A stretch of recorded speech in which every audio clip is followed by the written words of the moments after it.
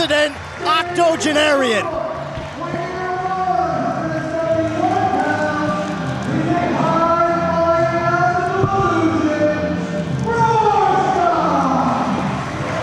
What can you tell me about Rorschach?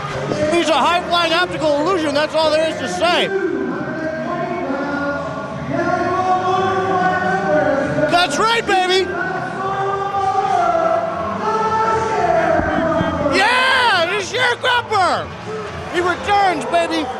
The ShareCropper is wrestling Sparmer from North Platte, Nebraska, a former teammate of myself, Sweet and Sour Larry Sweeney. And by the way, let me just say, everybody, welcome to this very important CHIKARA show, Negative Balance, live here at the ECW Arena. And it is my pleasure to be accompanied by the one, the only, Eric Orjula. How you doing, my man? It's an honor for me to be calling this show because this is such a historic event for CHIKARA Pro Wrestling that it really is truly an honor to be calling the action with you. And if there's one man who knows anything about history, it's Darkness Crabtree, because he's lived through about 80 years of it. 80 years of it? Absolutely. That's a lot of history. He's an old guy. Well, he would be if he's through 80 years of history. Mm-hmm. The ShareCropper has been very busy this summer, attending all of his crops. The last we saw him in CHIKARA, of course, was, I believe it was in May. Wait a minute. I don't mean to cut you off, but who's that goof giving away our cookies? I was waiting for those cookies. You never know what to expect from that Darkness Crabtree. He's showing, this is uncharacteristic of him too. I mean, normally he's pretty grumpy. Yeah. He's kind of cranky, and he's certainly not in a generous mood. But he's feeling the love here in the ECW arena. Oh, he's happy. Well, who's to say that those cookies aren't laced with X-Locks, and he was giving cookies with X-Locks to the commission, to the timekeeper? I mean, that's a brilliant move if you think about it, because there are no officials around. That's a very good point. And look at that ShareCropper. He looks great. Of course, he had his head injured back there in May in Reading, Pennsylvania. I knocked him silly with a big ball of chain because he ducked, and it was his own fault that he got knocked out. There's no heat between us as friends. I love the ShareCropper. He's a brother like no other, and I'm glad to see him back here in the CHIKARA ring. By the drought? By the drought, he's been kind of depressed about that. He's got some irrigation going on in his farm, but he has been affected.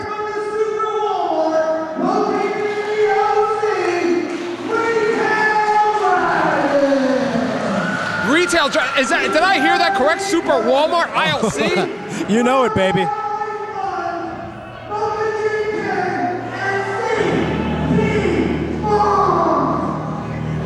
Well, who are his partners? Did I hear what I think I just heard? Okay, so we have here? I thought he was in Ohio. We've seen Retail Dragon before, but I'm not sure if. Did I hear CP Munk? I thought I heard something else. I thought he's in Ohio. I thought he was in Chicago. How did he get here that quick? Well, I don't know. I didn't think anybody wanted him here.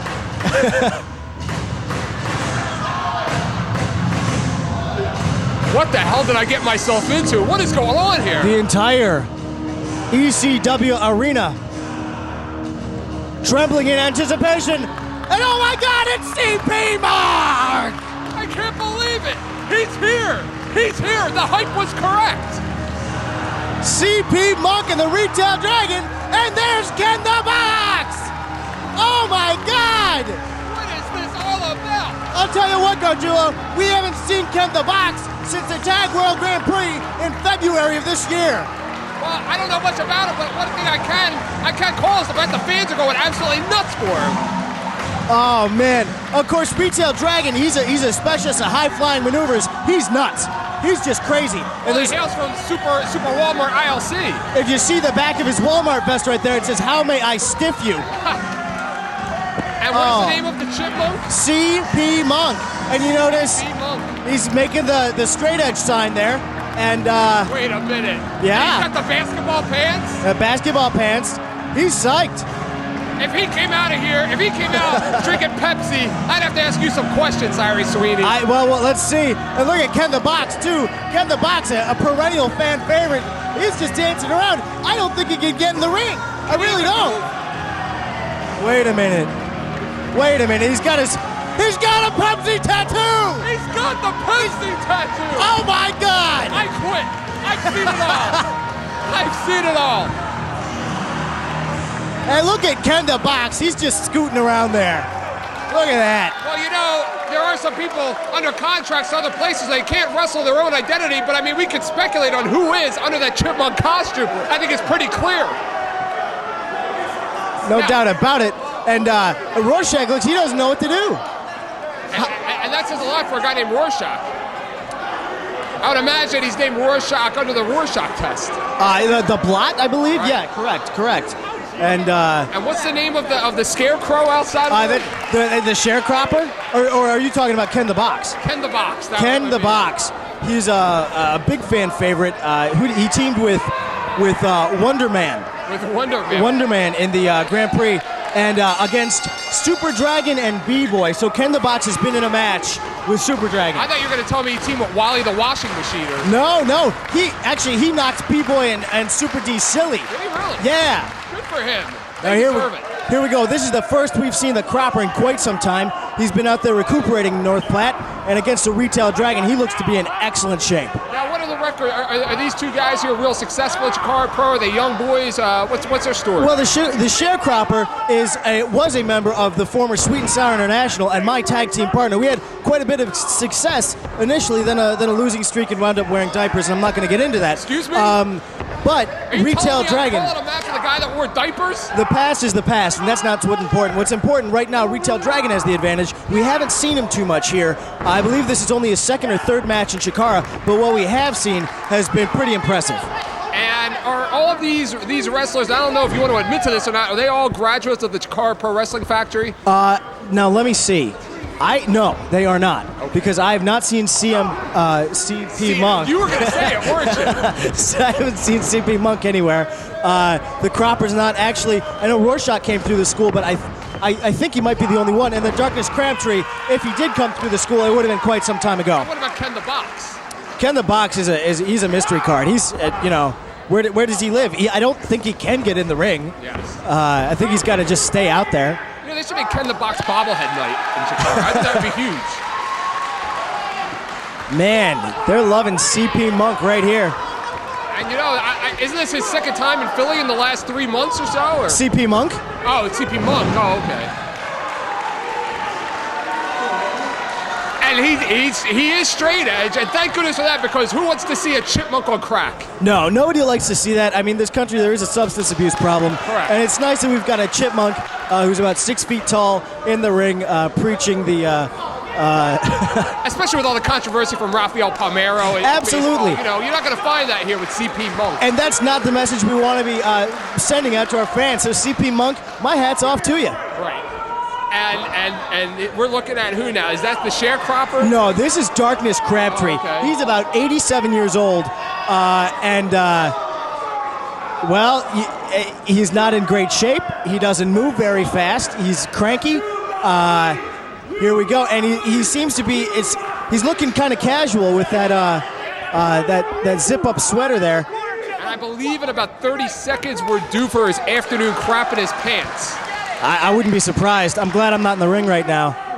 Yes, this is an interesting matchup right here. I mean, you have the Munk and the Crabtree. I don't even know where. Be a winner. I don't know where to begin, and it looks like referee Bryce Bremsberg doesn't know where to begin either. And he's a college graduate. You think he'd know that? And you know, Darkness Crabtree is often seen frequenting nursing homes and other types of shopping malls early in the morning when the old people walk around with his companion, Dr. Chung. Dr. Chung? Who he often employs because his health is in a questionable state, and he wants to be sure that he's doing okay. Ooh, look at this! Look at this! I've seen that game plan somewhere before. I feel like I'm watching a carbon copy in there. I'll tell you, next time we come here, this guy may be challenging for the World Heavyweight Championship. Look at how Darkness Crabtree rolled back there. You know, he's for 87, he's sprightly. Oh, he sure is. Okay, let's see here. Coming up. Very nice quesadilla. Now, has the Retail Dragon ever fought Super Dragon in Chikara, to your knowledge? No. Super Dragon made several Chikara appearances, all part of the World Tag Grand Prix, or Tag World Grand Prix, back in February. Retail Dragon was not a part of our family then yet. Okay. And look at that heel kick or leg lariat there at a Rorschach. That's Rorschach, right? That's Rorschach, yeah. Right. Chikara's perennial dark horse. He is a 3-year veteran, I believe, and you gotta watch out for Rorschach. He's a sneaky guy. The Cropper, though, you know what you're dealing with when you're dealing with the Cropper. He's tough. Look at those carrots on his pants. You like those? Oh, they're tremendous. I mean, have you ever met a nice farmer? I mean, they're all bitter. They're all angry. You know what I say? Go get a real job. Yeah. Well, what? Well, I mean, the Cropper has a great attitude, I think. I mean, he likes to beat people up, and he likes to produce. No, there we go. And he likes to produce pesticide-free produce and herbs, and I think that's commendable. Well, that is tremendous. He must be very upset then watching these people eat those artificially sweetened chocolate chip cookies at ringside then. He goes nuts when he sees stuff like that. My God, you driving by a McDonald's, he's going crazy because all of his beef is organic. Right. He's a big fan of the movement. And the fact the country is full of fatties really doesn't do him any good because this guy's trying to make a living selling carrots and cucumbers, but everybody else wants to eat cookies and cake. That's very true. And now, wait a minute. We've got a tag team match, right? No, we've got 2-on-1. Darkness Crabtree has left the ringside area. I believe he's gone to the bathroom. Oh, he's going to, and so I was right. We were in it. So you're right. You're right. And CP Munk is out there getting the crowd into it, but he's not even available for a tag. If Retail Dragon wanted to make one. Pepsi tattoo and all. Look at that jawbreaker right there. Out of Retail Dragon, I'm really impressed by Retail Dragon. He's very athletic. Yeah. And has quite a diverse background for what you're saying, and quite a diverse arsenal of moves. He can fly, he can submit. No doubt about that. All around it. Look at these guys. Now Rorschach isn't letting the Cropper in. Here they go. These guys, both former members of Sweet and Sour International, have not worked as a tag team, exclusive to my knowledge, ever. And now, okay, here we go. We got Darkness Crabtree. He's making his way slowly but surely back to the ring. And who's to say whether he even made it to the bathroom in time, because these bathrooms here at the ECW Arena are legendary for their non-cleanliness. So who's to say that he just didn't walk in there, fall on his ass, fall in a puddle of crap that seems to have remained here since the '98 Born to Be Wired matchup, and he's just not finding himself back in the ring with pants full of who knows what. Absolutely. That's a health hazard right there. Not quite on his feet yet is Darkness Crabtree, and here we go, 2. Not quite. Larry, may I add, this would be the second match in my career that I've been involved with somebody that's crapped their pants in the middle of the match, because as a ring announcer back in my ECW days, Sabu once made in his pants during a matchup in Trenton at an open-air show, believe it or not. No kidding. Van Dam against Sandman and Tommy Dreamer, and I could smell it from ringside, and it didn't smell pretty good. Oh, that is terrible. And they just kept going, huh? They just kept going. Oh, wow. Oh, here we go. Wait a minute. Elbow. Oh, Crabtree's just moving slower. Okay, there's Cropper again. There goes Crabtree. Oh, and he missed it. It's like a bionic elbow. And he's down. I think he just broke his hip. And the fans here, I love it because they're so loyal. They know everything that's going on. They're so into the action, and that's tremendous. Absolutely. That Retail Dragon. Oh, look at that. They got Zagiri out of the Retail Dragon. Look at the agility there, that standing. Absolutely. Absolutely. And now those carrying the box, just took Rorschach out. He's involved. CP Munk just hit the Shining Wizard on the ShareCropper.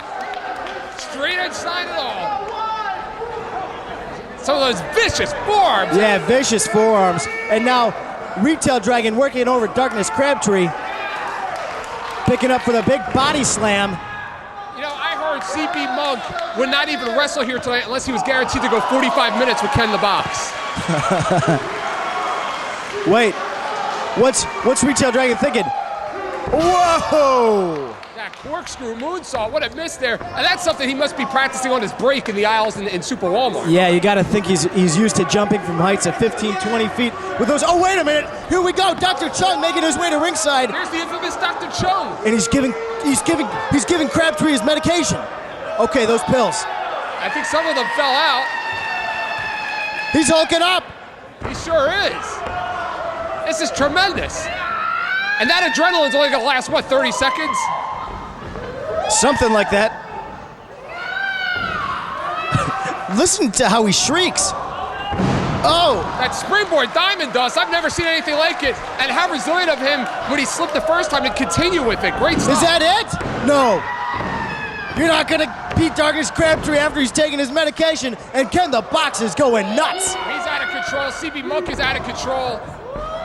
This whole building is out of control. Where'd the sharecropper go? Wait a minute. How did he do that? They're both up there. Listen to him shriek. Oh! You gotta be kidding me. That's Old school Greco-Roman throw. without a doubt the biggest move Darkness Crabtree has ever performed. No, the sweater grey. This is his finisher. Could this be it? 1, 3. Oh my God, we got a winner, and it's Darkness Crabtree. What a way to kick off the show.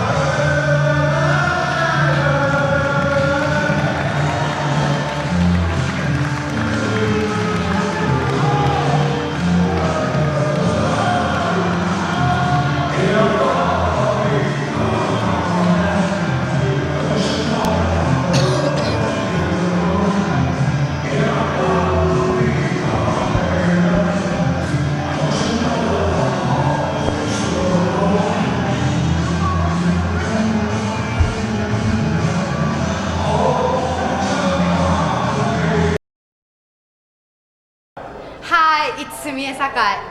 I came back to CHIKARA in ECW Arena. Today, I'll be the winner.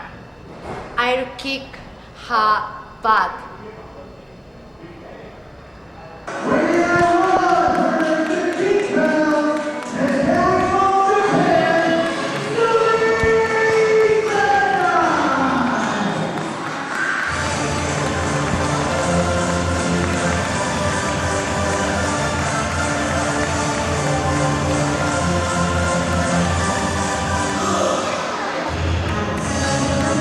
Now, Larry, I'll tell you, I'm very familiar with Sumie Sakai.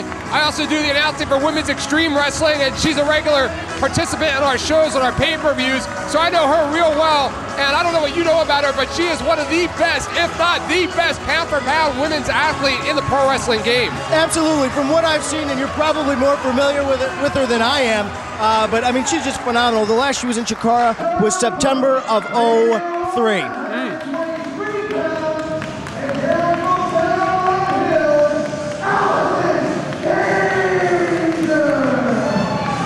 The thing about Allison Danger is I've known her many years just in passing, but I have never ever seen her wrestle, so this is a first for me. No kidding. Well, she's a perennial favorite here at CHIKARA. I mean, she brings it, you know? Yeah. Well, I've called other shows where she was a manager in the past, but I've never seen her actually wrestle, so I'm real excited about this. And Allison Danger on not quite the eve, but about a couple of weeks, 1 week, 2 weeks away from a big extended tour of Asia. Wow, well, that's good for her. Yeah, it's great for her. She's going to Japan, Guam, Singapore, Papua New Guinea. At least she's going to Indonesia. Really earning her Singapore. international stripes. She's going to be over there for a while. Going to Thailand, going to North Korea and South Korea. I can't remember the other ones. You know her itinerary better than her personal assistant. Yeah, well, just don't tell her that, okay? Might creep her out. This is correct. And the thing about Allison Danger is, you know that she doesn't want to leave the country and go to those 37 countries that you just mentioned without a win. She doesn't want to come out of here with a big L, especially to Sumie Sakai. Absolutely not. She's wrestling in Fiji in 2 weeks, and she doesn't want to have that loss on her shoulders. Also, the fact that she really, has made quite a home for herself here in CHIKARA. And Sumie, while she's been here before, isn't a regular. So, she wants to shine in her home promotion. And that really technically sound, you saw that deep, deep arm drag there. And Allison Danger reminds me of the old school wrestlers that goes to work on one body part. She goes for the arm drag, goes to the arm bar. I like that part of her game. Yeah, she's always reminded me a lot of Sherry Martel. Right. Absolutely. And what about Leilani Kai and Judy Martin, the Glamour Girls? You like them? Oh, well, I do like them, but not in a sexual way. But I thought they were their talent. I thought they were phenomenal. I've got a whole tape of their matches. I think how about they're the great. Jumping Bomb Angel matches? Well, yeah, they're really good too. Yeah. Oh, yeah. And collar and elbow tie-up. As a matter of fact, I just recently called a match for the Japanese hardcore wrestling pay-per-view with Takako Inoue. Are you a big fan of Takako Inoue? Not familiar. Okay, well, she's one of the best in the business. Real popular over in Japan. And Sumie Sakai is starting to rival her in popularity over there. No kidding. How about that? Hopefully she doesn't put out a naked book like Takako Inoue did and ruin her credibility, but... Maybe it'd ruin her credibility, but it'd help her out in other regards, Well, this is correct. She'd become a favorite of ours. Yeah. And again, that athleticism, and Sumie Sakai, drop toe hold there, she just eats, breathes, and sleeps wrestling over there in Japan. She lives in the dojos. She wakes up doing 1,000 Hindu squats. She wrestles 1,000. She does not do 1,000 Hindu squats. Come on, look at those thighs. What do you think, she gets those from watching soap operas? I do 800 Hindu squats and I'm done. She doesn't do 1,000. Well, that's why her thighs look better than yours. Hey, take it easy there. And she loves to do this. She loves to play with her opponents. You'll see this a lot throughout the match. She kind of like Super Dragon. Now Super Dragon likes to get in the head of their opponent. She's like that. Really psychological in her game plan.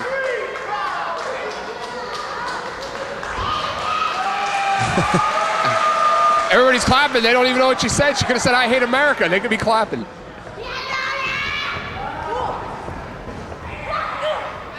That tilt whirl into a backbreaker. Very nice.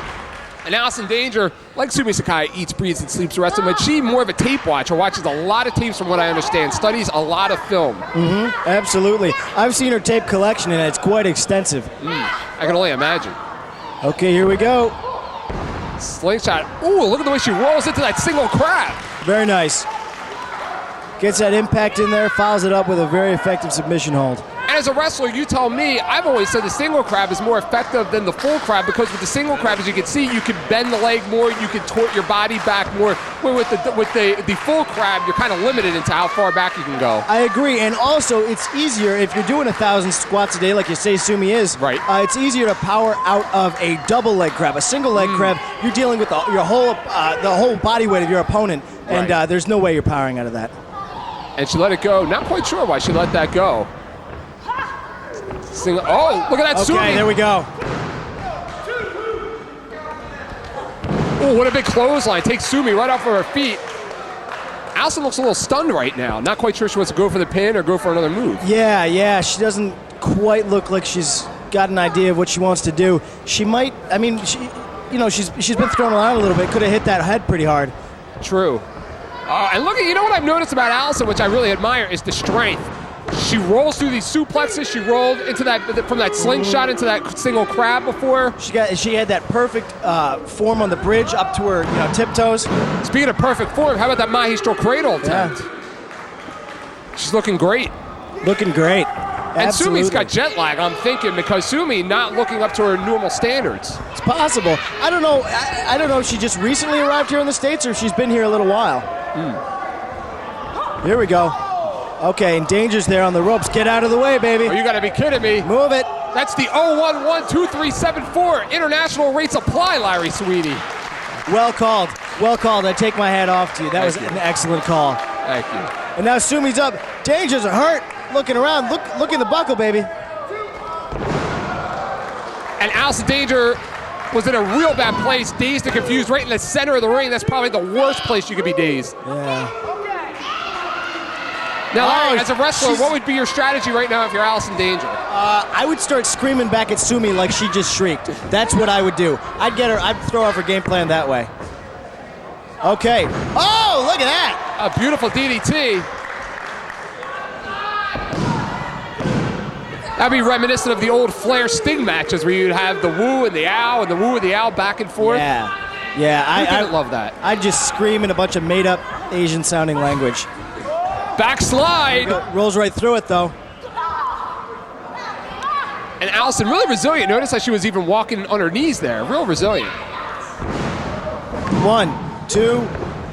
I thought that was it right there. I really did. Absolutely, that Northern Lights salto into a bridge. And see what I was talking about before? She likes to get in the head of her opponents, screw around a little bit with her opponents. Sumie to the top. Picture perfect moonsault. She got her. That's it. Sumie Sakai is your winner. I'm telling you right now, book it now, Sweeney. Sumie Sakai, can the box make it happen?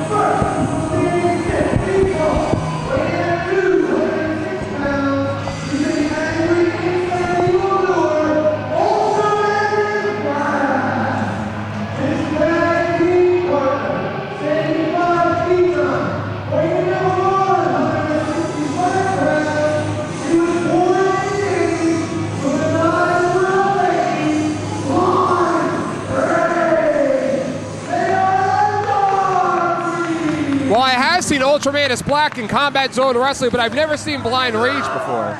Rage is making his return to Chikara, not tonight, but recently, after I think about a 2-year absence.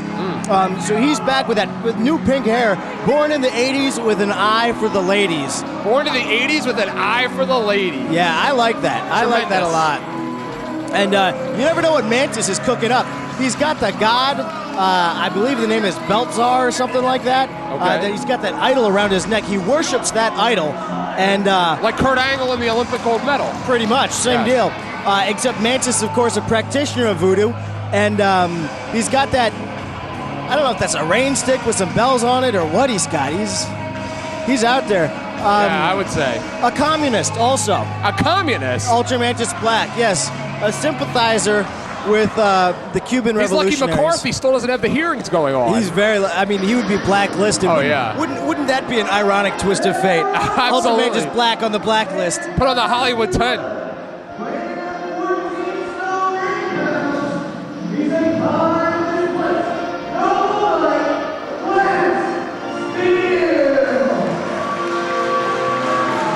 And there we go. Looking good. Lance Steele with a mystery partner tonight. Now, he's a knight from what century? The 12th, I believe. It's once. I saw signs for the Renaissance Fair when I was coming to the arena tonight. I didn't realize that it was going to be right here tonight. Man, yeah. Lance Steele, I'm sure, would have liked to have been there if he could have been. He would have felt a little bit closer to home. He's very cordial. He fights for Her Majesty the Queen. Really? Yeah. A big fan of her. Which queen? The current queen or the queen from the 12th century? I believe the one from the 12th century. Now, I don't know. I don't know if Lance Steele knows that he's not in the 12th century. Certainly, you'd think he must. I'm not going to tell him. He never acts like he doesn't act like he knows.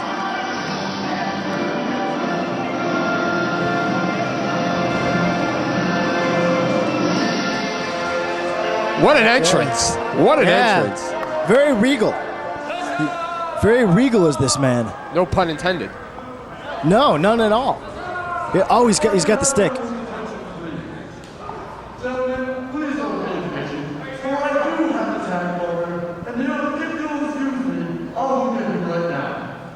I think I understood Sumie Sakai better than I understood him. I think he's going to get the tag partner. He has a mystery partner, we should add. I don't think we mentioned that. Correct. He has a mystery partner. Too. Now, he's been known to team with Jolly Roger, who's no longer a part of Chikara, or so we're led to believe. Has anybody ever told you look like a young Bobby Eaton? Bobby Eaton. Oh, thanks a lot. Oh, absolutely. Oh, thank you. Yeah. I would start throwing the punches like him. Yeah. I'll start doing that top rope leg drop. Wait a minute. Okay, there he is Well, again. where's his Okay. partner? Yeah. All right, I guess we're all in suspense.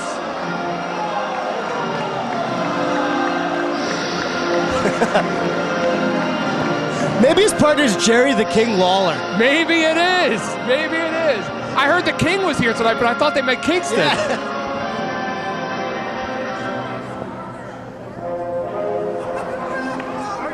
An awkward silence. Ladies, I have arrived. What's he saying? Ask Sumie.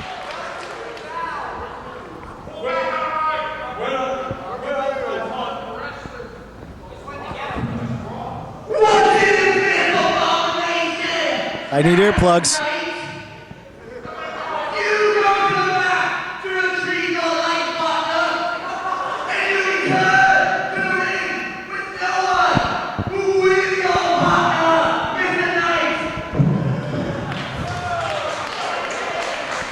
He's got a deeper British accent than Madonna in there. I know not what you speak from here. 1 minute ago. You want to know who my partner is? One man who better suit Lance Steele. Who is more qualified to be my partner? Lords and ladies, I present my partner, Lance Steele. Lance Steele? How is that possible? It's Lance Steele! You gotta be kidding me! How did that happen?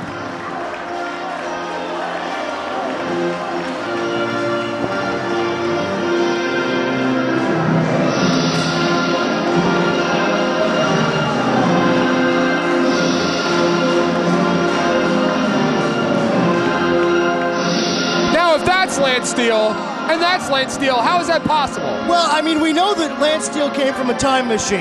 Yeah. Okay? So if one Lance Steele came from a time machine, why not two? We've got 11th and 12th century Lance Steeles in the ring right now. 11th and 12th century Lance Yes. Steele. Double elbow. No, single elbow.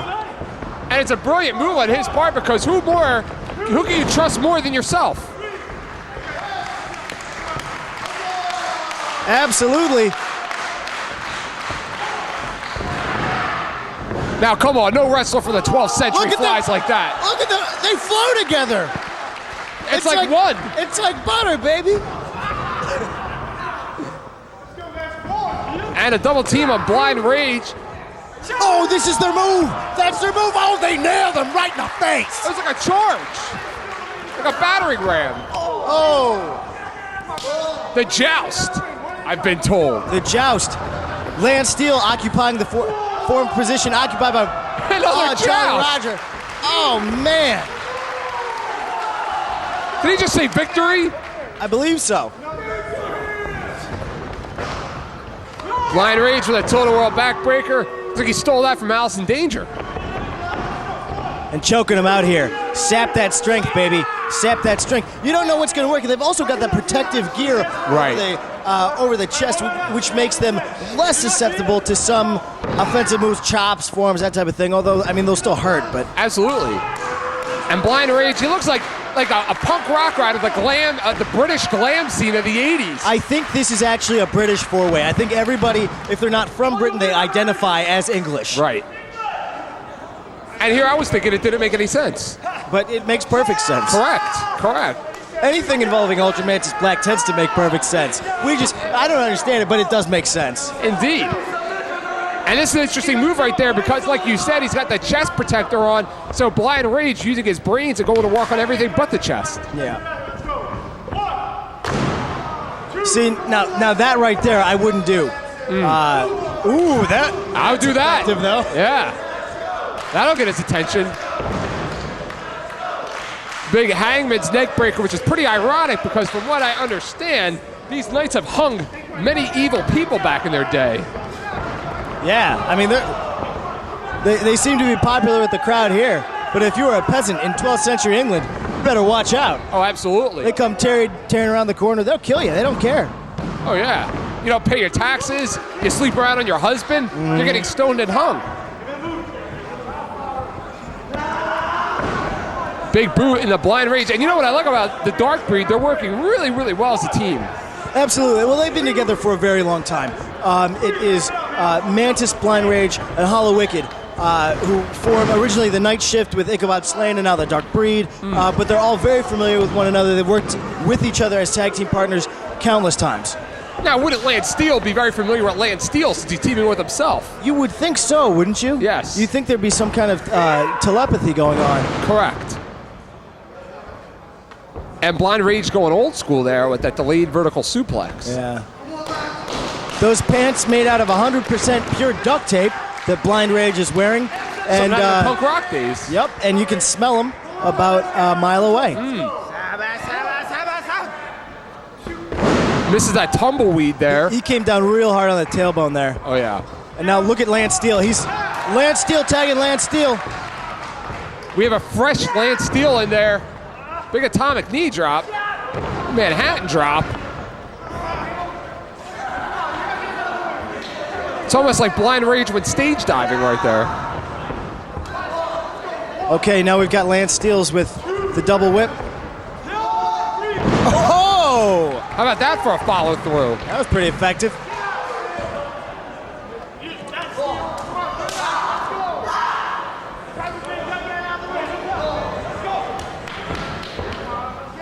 We got Lance Steele in stereo. Oh man, they just nailed him with that.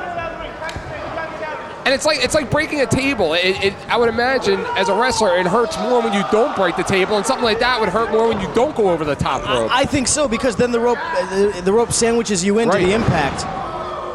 Death Valley Driver. Now here's an interesting question. The Lance Steele team isn't really, you know, can they both be in the ring at the same time? Well, if it's Lance Steele, then I would imagine he could be. And Blind Rage looked like he was getting excited. It looked like a mosh pit in there. He was getting real excited about it. Now this is their signature move, the Boston Crab. Of course, we were discussing this earlier, right? But I don't think Blind Rage does 1,000 Hindus a day. I would have to agree with you. Looking at those quadriceps, I would agree with you. Now, like you say, this has to be perfectly legal. I guess it is. There's no need to tag. But here's Mantis. It's deja vu. Referee Matt Dillon trying to keep control here. Kind of. Okay. Did you say Matt Dillon? That's his name, isn't it? Whoa. Lance Steele just did a cartwheel. Yeah, getting away from UltraMantis. UltraMantis Black. Oh, Bipasso through the rope. And this has to be legal. This is it.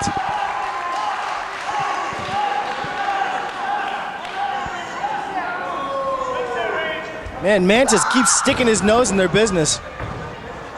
Doesn't he realize that he's not a legal man? They're both legal men, but he's not legal. If he wants to tag with a legal man, he needs to tag with UltraMantis Black from the 16th century. Exactly. And not everybody has a time machine. Nope. That Splash Mountain into that Ace Crusher there. Now I gotta say I'm surprised. Yeah. But Dark Breed pulls it off. They've been tagging a long time. And the fans not very happy about that. They wanted to see Lance Steele win. All two of them. God, they're about as disappointed as Allison Danger is.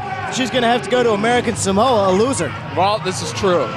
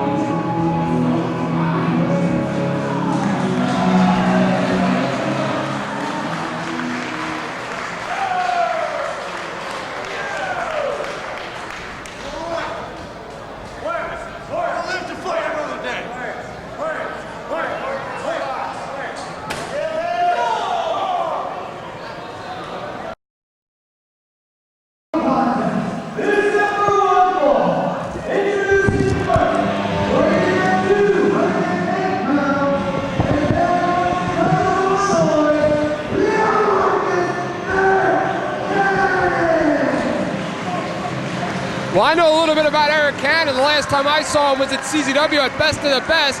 Unfortunately, wasn't able to make it past the first round, but a big deal just to be invited. And this, I would have to say, Larry, has to be the biggest match of his career, going in there against one of the veterans of this sport in Reckless Youth. Absolutely, and I know that Reckless Youth is a personal idol of Arik Cannon's. He's looked up to him for a long time, looked up to his wrestling skill, everything about him in the ring.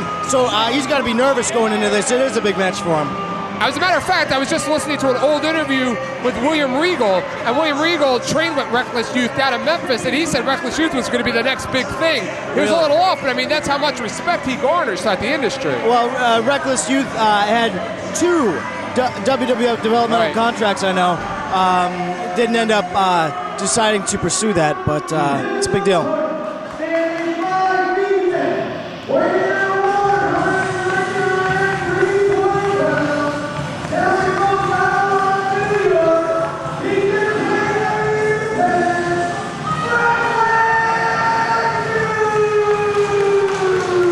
It's great to see him back. He looks to be in phenomenal shape. It's been a long time since I've seen Reckless Youth, and he looks better than the last time I saw him. Reckless Youth made his return to Chikara in April, and then had the first match, I believe, in May. So he's had a couple of matches back here, but after a 2.5-year absence, somewhere in that range. But he does look in phenomenal shape. And correct me if I'm wrong, but Reckless Youth was a very integral part to the start of Chikara with the Black T-shirt squad. Yeah, he was a founder of it. He and Mike Quackenbush founded the school. He ended up leaving to pursue his own things, start a family, and now he's back. And it should be tremendous. Again, man, the last time I saw Reckless Youth was probably about 2 years ago, and he had just come back from missing a lot of time with an injury and then wound up getting injured again. That's the thing about Reckless Youth. His style is so reckless, no pun intended, that he winds up really prone to injury. It's true. It's true. Some of the best athletes never realize their potential, whether it's in wrestling or professional football, or professional baseball, or whatever, because they're so reckless with their style. They just become so injury prone, and it's nothing negative on their part. Unfortunately, some people have just dealt a bad hand. Yeah, it's true. Cannon, with a strike-based offense, does a lot of suplexes. Doesn't take the air that much. But he did break his collarbone about a year ago. Austin Aries broke it for him. And he was out. It was about last October, when he was the IWA heavyweight champion. Wow. Took some time off. He's come back. Here he is. Nice mohawk that he's sporting, too, though. Oh, yeah. He looks tremendous. Arik Cannon, of course, you have to watch out for that glimmering warlock, that finishing move, that shining enziguri. And Reckless, you don't even know what to watch out for, because he truly is the man of 1,000 moves in there.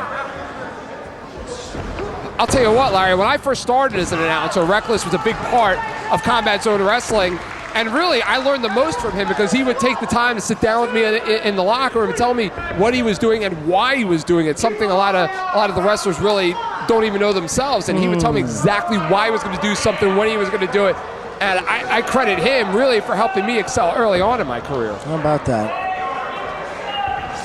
As a matter of fact, some of my fondest memories are the series of matches with him and Minoru Fujita, who now is real popular in Japan. Yes. And they tore it up in the summer of 2000 in CZW. And Reckless looked like he was maybe going for Yuji Gatami there.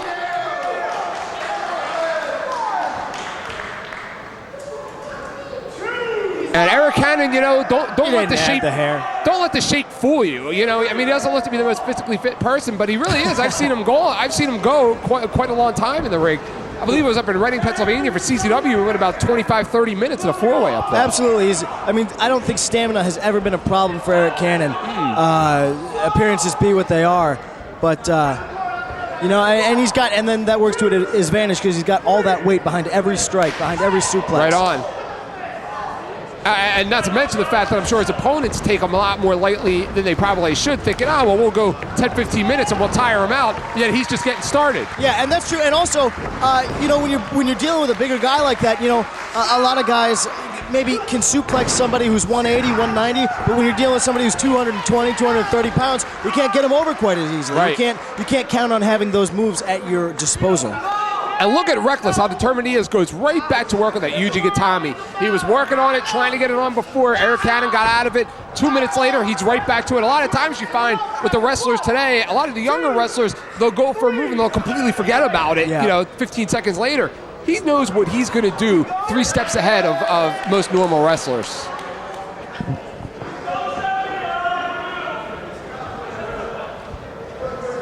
Not sure if he still uses it, but back in the day, he used to finish off his opponents with the stretch plum a lot. The stretch plum is a real big favorite of his. Yes.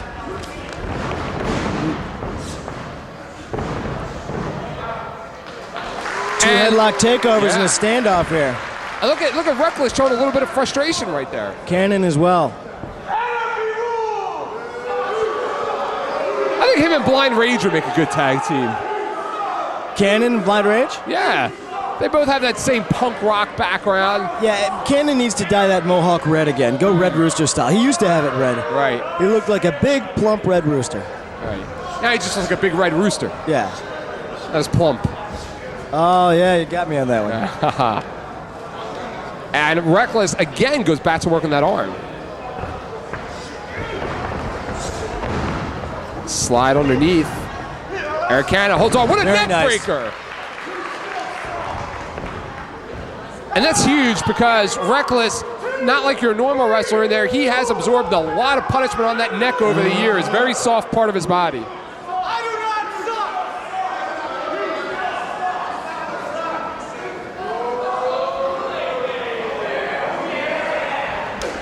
Ooh, what a right hand. Reckless down on his knees right now.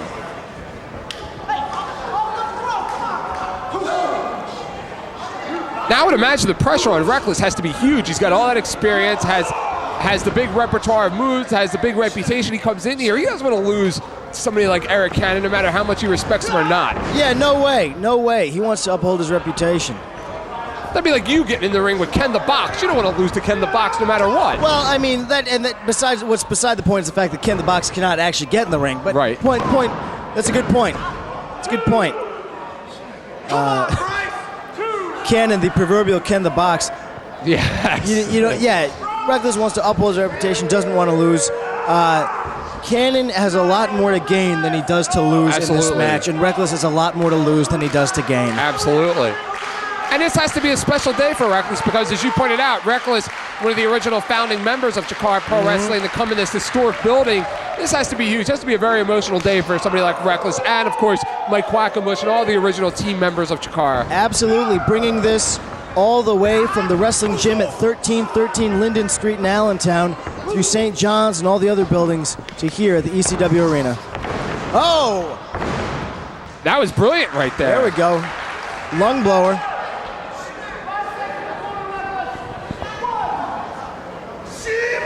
Oh, that diving knee right there.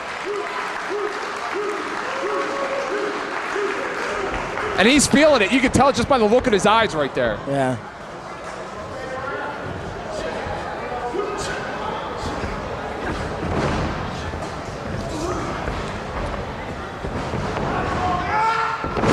Brilliant Very move. nice counter. Roaring elbow out of Eric Cannon. And a majority of the injuries that have sidelined Reckless have come from Reckless being on the floor outside of the ring. So this has not been a good place for Reckless over his career.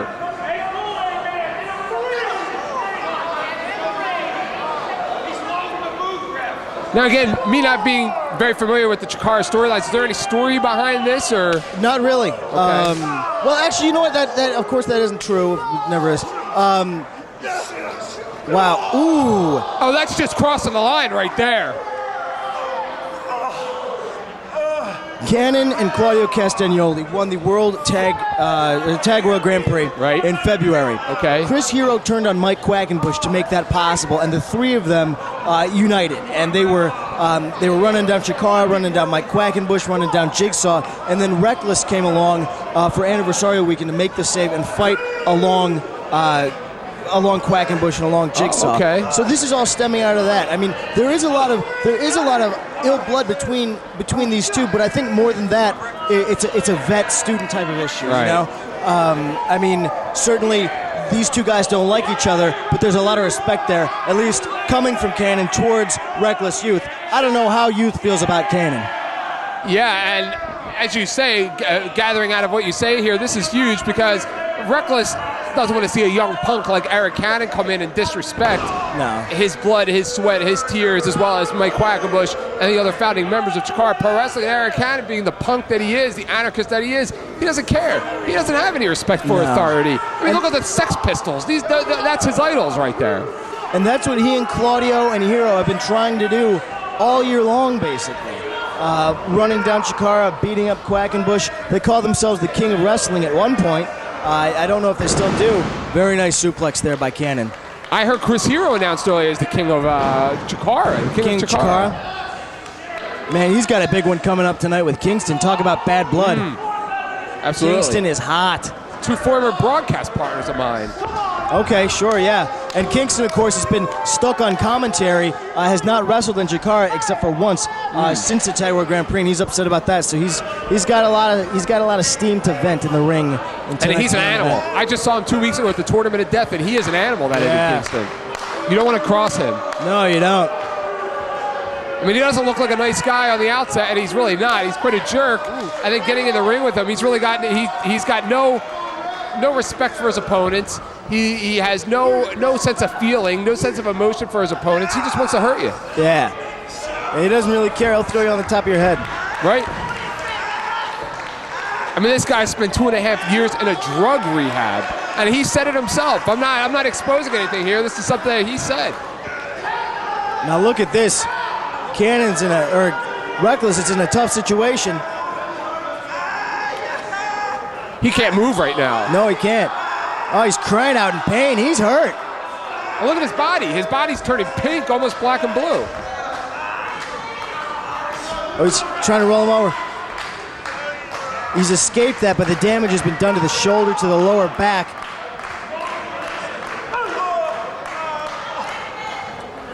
And Arik Cannon right now, and again, we're at what, the 10-15 minute mark of the match, and he doesn't look tired at all. No. He knows how to pace himself, too. He's not in a rush out there. A lot of guys are. Cannon is very particular about what he does, and what he does, he makes it count. Right. Cannonball.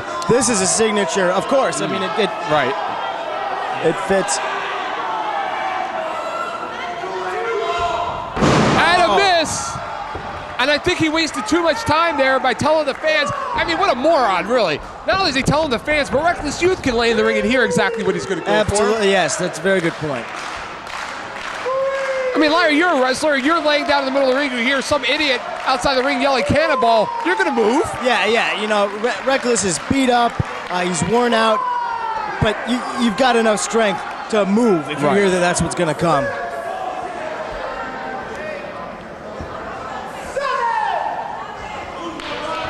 Reckless finally up. Both men holding their lower backs. Big shots. And I think it's at a point now where it's become real personal for Reckless. I mean, just look at his face.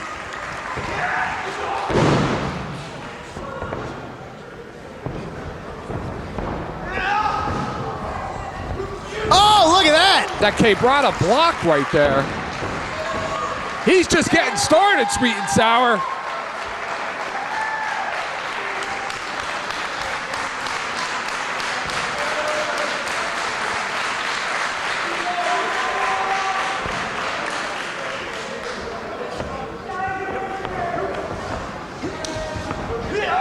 The Glimmering Warlock, there it is! Exploder! That's gotta be it! I can't believe it. He kicked out. Wow. That shocked me.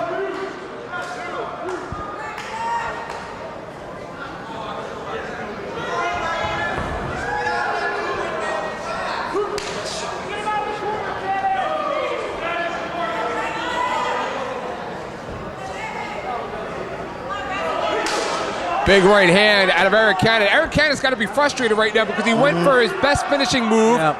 And Reckless kicked out. Absolutely. 2 of them right in a row. Yeah. No. Oh, God. Reckless may turn this into a Hama-chan cutter. I have a feeling that's exactly what he's going for here, that Hama-chan cutter it is!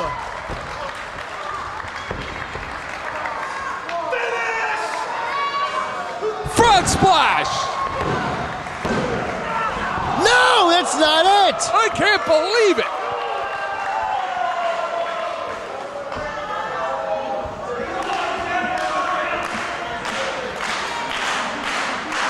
And now you're at a point, Larry, where both wrestlers have given each other their best shots. Yeah, and they're both still there. Right on. 2K1! Northern Lights 2K1. I've seen him finish off many guys with this one. Oh, and so is Eric Cannon. Wow. Oh, what a backdrop driver, Saito. Suplex, call it what you want. Man.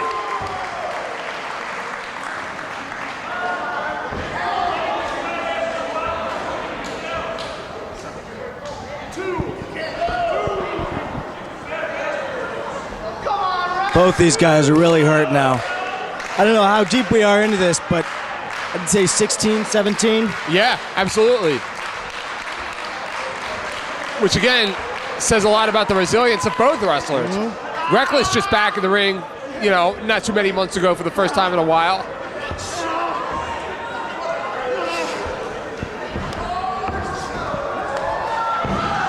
Oh, God! Oh, that machine gun style Saito suplex.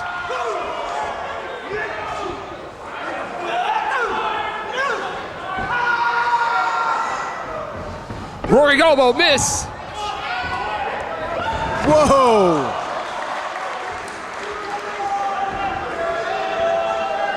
Here it is, the 2K1. He nails it. He's got him. Wow, and there we go.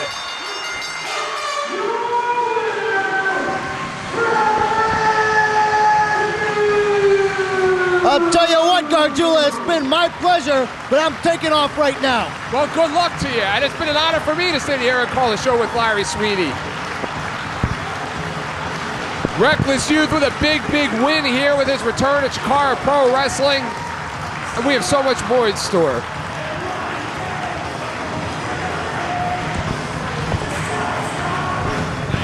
was fun, man. Thank you.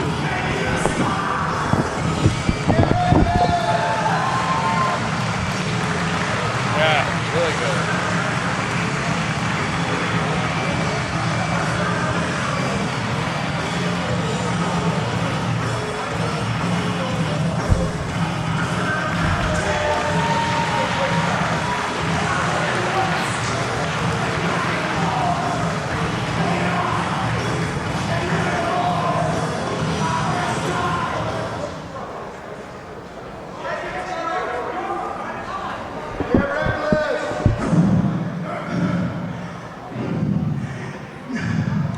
God, I love Philly.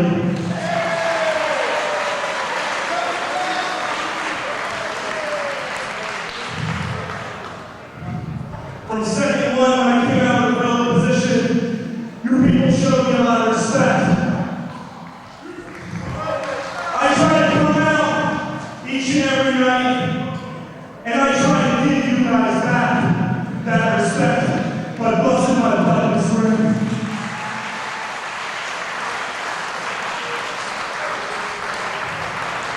They told me there was this guy named Kennedy here that wanted to earn some respect from you too. And I think he got it tonight. Ladies and gentlemen, thank you. Once again, it was an honor for me to perform in front of you. It was an honor to work with this man.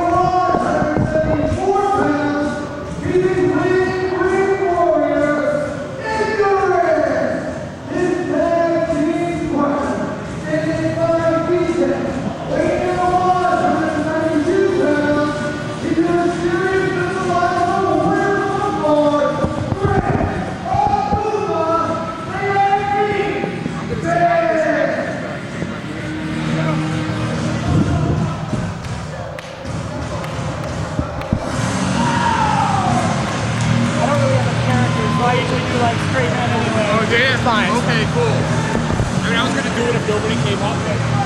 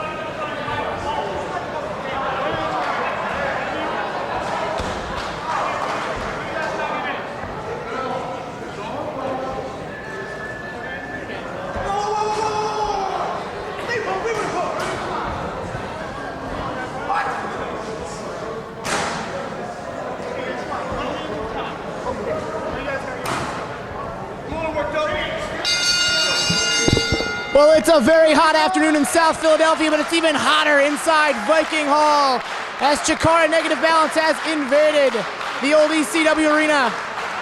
Referee Bryce Remsburg sitting in here as Eric Arjula goes and collects himself from all the awesome action he's seen so far. We have Team Fist in the corner to your right. That's Gran, Akuma, and Icarus, who will be meeting up with the team of Skayde and Equinox. Skayde has taken Equinox under his wing in recent months here in CHIKARA competition, teaching him a lot of what he knows. And they will be met up with Fist, Team Fist, who has garnered quite an attitude change of recently. Sweep by Equinox, sweep by Akuma, barely a 1 count. And they're both up. It's a dead heat. At our anniversarial weekend in May, Icarus and Gran Akuma fell to Men at Work, which is Shane Storm and Mr. Zero.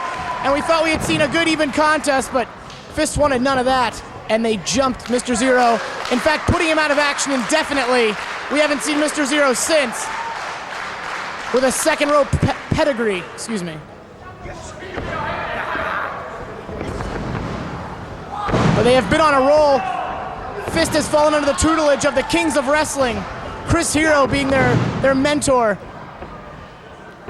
And Icarus took his momentum and went all the way to the finals of the Young Lions Cup tournament, falling to Shane Storm in Pittston, Pennsylvania just 3 weeks ago.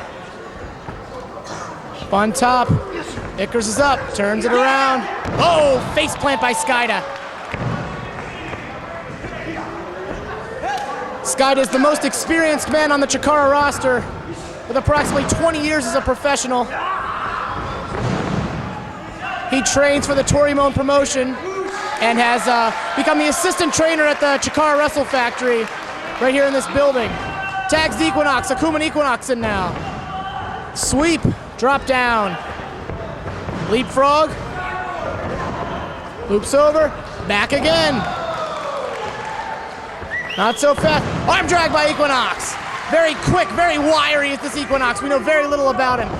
Up and over, Akuma's okay. Pops him up. Alita by Equinox. Tori, nope. Counters into a head scissors by Equinox. Drops Akuma right on his head. Bounce off the ropes. Ooh! Akuma's left leg caught Equinox directly in the chest or arm, I'm not sure, but he's in a bad way. Tags Icarus. Icarus and Gran Akuma both graduates of the CHIKARA Wrestle Factory. Icarus of the first class, Gran Akuma of the second. Both have approximately 3 years professional to their name. Northern Light Suplex, only 2 for Icarus.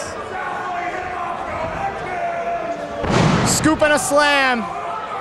Team Fist seems to be in the driver's seat. Senton, that's a page out of Chris Hero's book, I do believe. They're taking his moves now, too. Brings Equinox into the corner.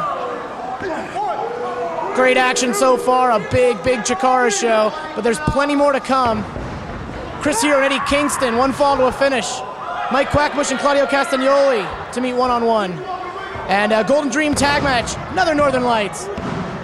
Golden Dream tag match featuring all 4 men to hold the Young Lions Cup. It'll be Shane Storm and Jigsaw to meet Hallowicked and Larry Sweeney. That's all still to come this afternoon. Oh, Akuma with those educated feet. Now Skayde trying to come in the ring, but he's doing more harm than good as he's distract referee Matt Dillon. And Akuma has Equinox in the corner. Oh, big chop. Oh, Icarus getting caught in the action. Stern warning from referee Dillon. There's a tag. 5 seconds to switch. Picks him up again. Oh, sets Equinox down. Icarus, oh! That's a questionable foul. Put him right between the legs there. Oh!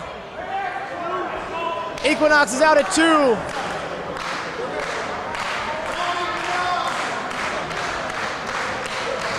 The fans trying to rally behind Equinox. He seems to be in bad shape right about now. Skayde's come in. Team Fist double teaming on Skayde. There's a tag. Apparently that must referee Dillon making that a lucha tag. Skayde hasn't quite rolled, or Equinox hasn't quite rolled out of the ring. But it's referee's discretion. Only 2. And now Equinox is on the floor. Skayde the legal man. All you have to do is roll out in CHIKARA. A tag does not have to be made. If one man's on the floor, the other man's welcome to be in the ring. And we do have a 20 count out of the ring here.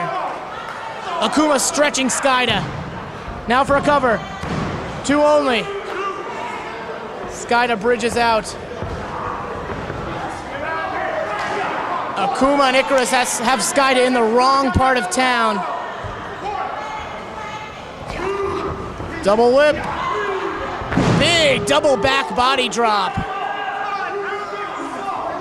Now these men, Akuma and Icarus, have trained under Skayde at the Wrestle Factory, showing a complete and utter disrespect for a man that has taught them. Which seems to be the same thing they've done for Quackenbush. A miss and a miss. Oh, Skayde taking Akuma to the floor.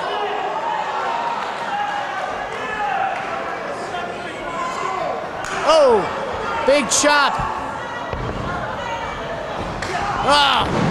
Skayde now makes the tag. Equinox and Icarus in the ring. Running forearm by the man from Tocula, Mexico. Drop kick. Equinox still groggy from what happened earlier. Doesn't have all his senses about him. Around. Oh! Equinox has Icarus in a submission. Stretching him out. Oh! Enziguri of sorts to the back of Equinox's head. Not tagged, completely illegal. Referee giving Team Fist stern warning. Oh, charging attack in the corner by Akuma. Whips Equinox.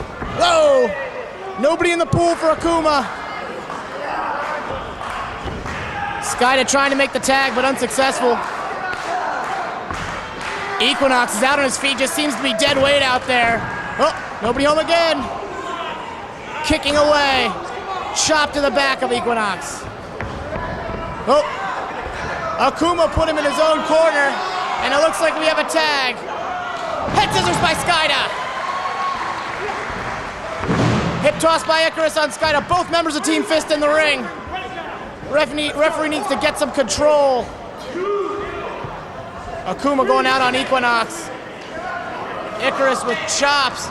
Inside cradle on Skayde. 2. Only 2. This match is broken down. Skayde rolls out, leaving Equinox to be the legal man. As Fist doubling up on Equinox. Tandem suplex. And a cover. Equinox with all he has left, it seems, kicking out. Skayde getting his partner out of the ring and trying to take over. Oh! Equinox to the slide tackle. Icarus on the floor. Skayde right behind him. Chopping Skayde on the floor. And a 20 count to get in the ring, as I said. Oh! Skayde sends Icarus into the post. Akuma! All the way to the floor with a body block on Skayde. All 4 on the floor, and none of them are in a good way right now.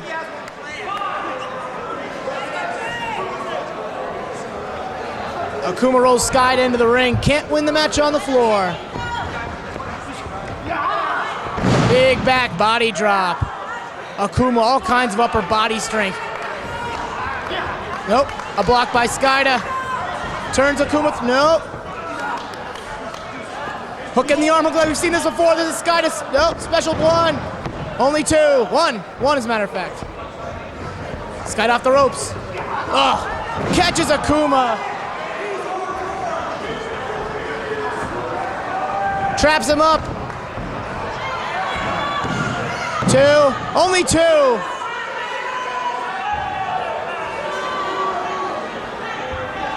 Both men to their feet. Hook Skayde up. Oh, down on the kneecap. Akuma now with a cradle of his own. No? Only 2. Looks like maybe a submission Akuma's got on Skayde, very similar to one Skayde may have taught him. Perhaps a form of disrespect, a form of insult. Skayde off the ropes. Catches it, nope. Grabs the leg.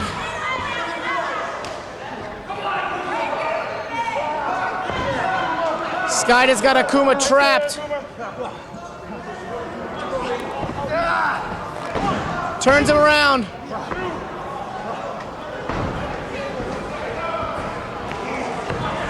Oh, Akuma twisting, buries that kick right in the gut.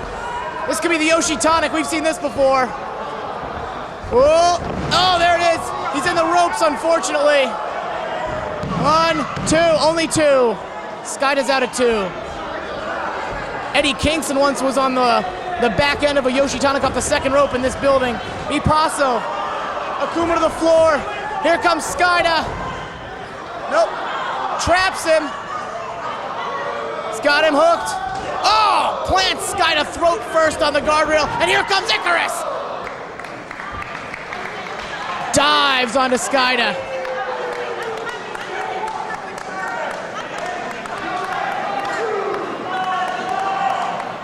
All 4 men on the floor again.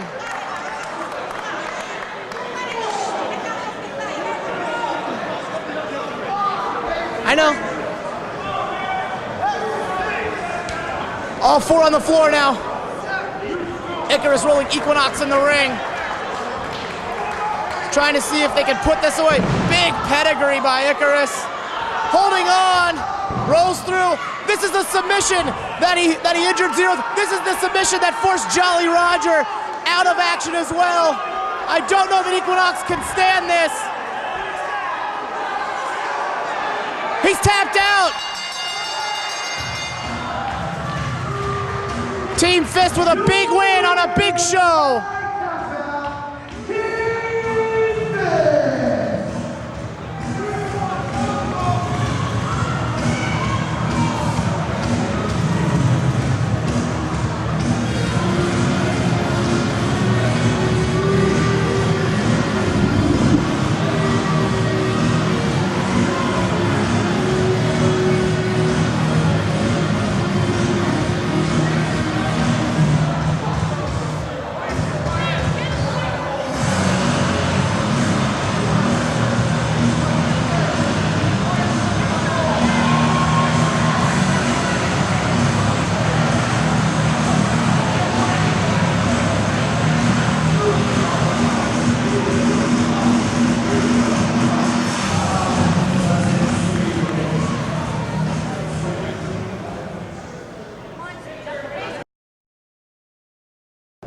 You know what, man? It really burns me up that we have to wrestle Cheech and Claudio again.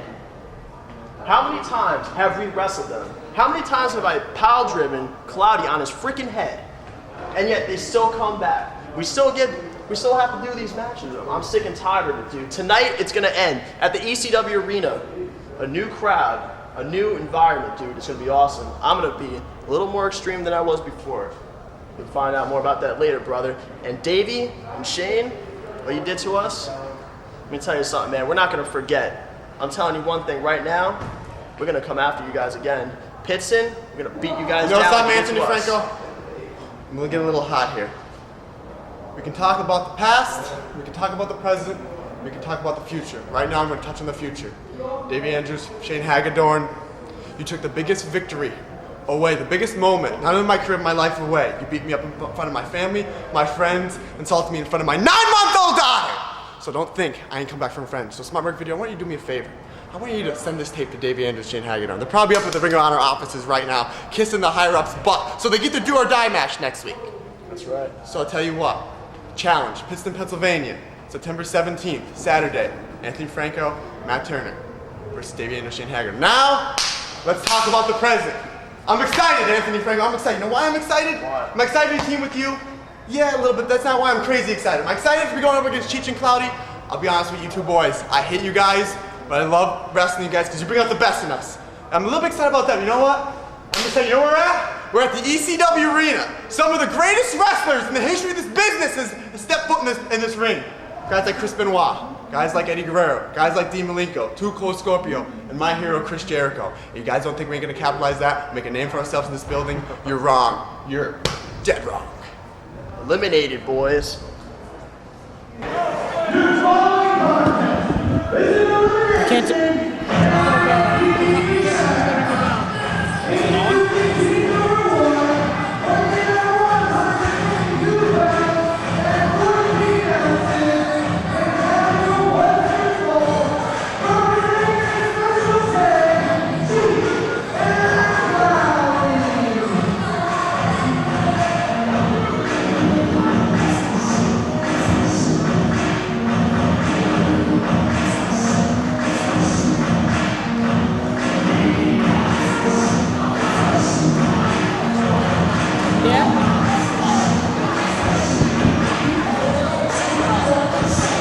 The team of Cheech and Claudio on their way to the ring.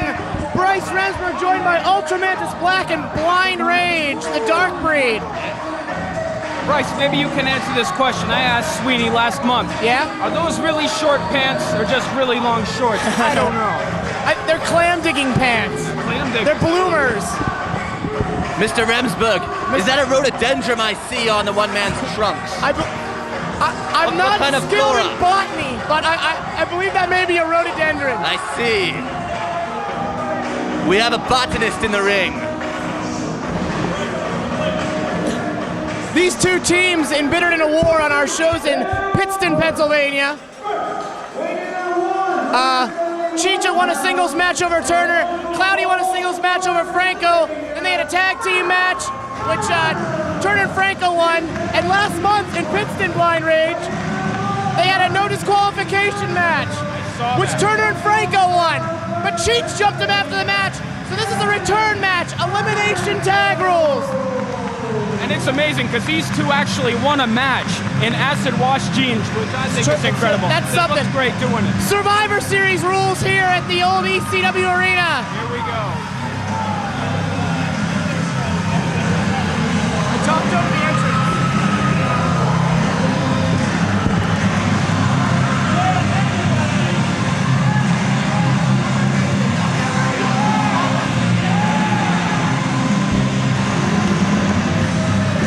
Their opponents, the team of Matt Turner and Anthony Franco, part of the first graduating class of students at the Ring of Honor Wrestling Academy, where they were trained by CM Punk, not CP Monk. They were trained by CM Punk. They're different? Not even a year in the business. No love lost between these two teams, and they're going right at it. Oh my. Referee Matt Dill needs to get a pair of the guys out and leave a pair in. This is not no disqualification rules. Spinning forearm by Turner on Cheech. Franco whips Cloudy, follows up with a double knees. Double whip. Oh, Cheech, the biggest guy in the match. Now grabbing each of their hands. Flip around. Style of arm drag. You're mesmerized, UltraMantis Black. My goodness. Oh! Double dives, no way!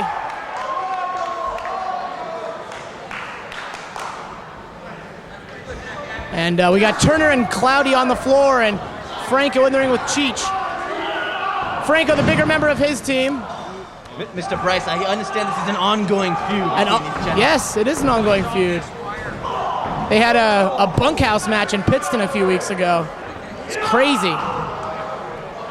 Back rake, that's old school. So are those boots. Yeah. I love it. What boots? I see no boots. I can't see. Whoa! Cheech soaring over the top rope. Don't be fooled by this guy's height. Very light on his feet. Devastating Fosbury flop. Devastating. You can get it, they're kick pads. All right, there we go. Kick pads. Wrestling shoes with kick pads. Shoes on underneath? Yes, yeah. Bare feet. You look like bare feet? Now we have Anthony Franco on the top rope. Oh, Turner holding his opponents. Wow! He might have got some of his partner on that one, too. And the floor. Yeah, somersault dive, long way down. Have you ever been in the ring with these guys? Blind Rage and UltraMantis Black? Never. I myself have been in the ring with Mr. Franco and Mr. Turner. And let me just say that they are two young gentlemen not to be taken lightly. Okay. Perhaps Cheech and Claudio are finding it out right now. Cheech and Claudio of the Ring of Honor promotion. Yes, yes. All four of these men have competed for Ring of Honor. The rhododendron kick is blocked. Uh-oh, perhaps a dragon suplex. Reversal by Cloudy. Perhaps yelling out the name of the move maybe tips his hat a little bit. Ducks a Shining Wizard. Oh! Very nice. A form of an Emerald Fusion. Some call it the Emerald Frozen. Emerald Frozen. Perhaps some Emerald Fission.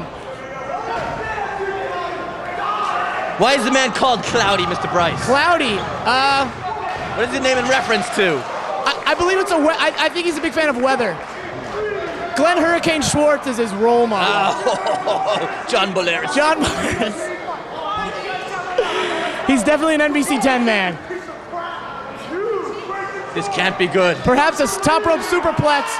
Wow! There was no feeling out process. There was no, they went right at each other, these guys. No love lost. Perhaps the dragon suplex we alluded to earlier. No. Hangs on with the bridge. Bridges. Cheech knew that would be it, so he saved his partner. Cheech picking up Turner. Oh, big forearm. Oh. Got him in the ropes. We have seen this before out of Cheech and Cloudy, if this is what I think it is. There it is.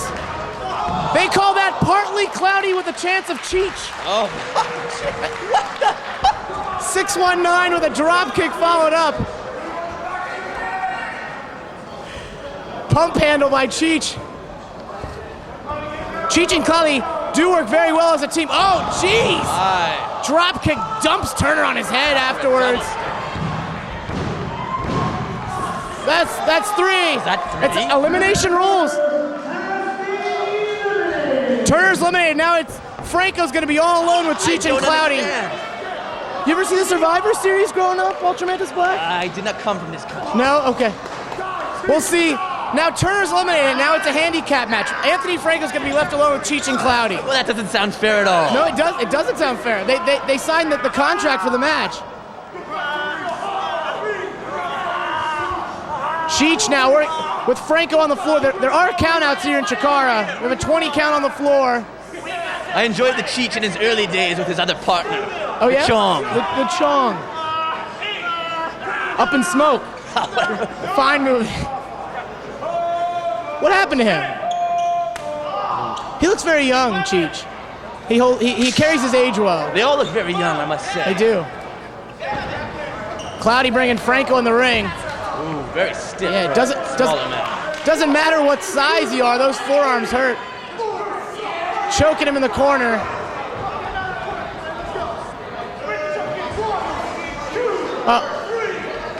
Counting along with the referee as a form of mockery. Oh my, something happened. Something insane happened on the floor, but I missed it. I was watching the Cloudy Franco action here in the corner. Oh. Craziness. If I'm not mistaken, this is definitely, I believe, Turner and Franco's Viking Hall debut. And I'm not sure about Cheech and Cloudy. Probably. Stomping away on Franco. Cheech and Cloudy are in the driver's seat right now. They're at a 2-1 advantage. Oh. Firing back with the forearms. Oh. We've seen that tombstone on Franco before, turned into a head scissors by Cloudy. Uh-oh. Wow, picking up the larger man with relative ease. There it is. Oh my. We've seen that before from Franco. Cheech right there. Even if he would pin Cloudy, it'd still be a singles match off of Franco and Cheech, but Cheech wants to keep that advantage, keep that 2-on-1 advantage, which seems unfair, like you said, but all within the parameters of the rules of this match. Indeed. Indeed. I give these men much more credit for the intelligence level they do have. Yeah? What happened with the Lance Steels out there? That was pretty crazy. Don't even get me started, Mr. Price. Insane.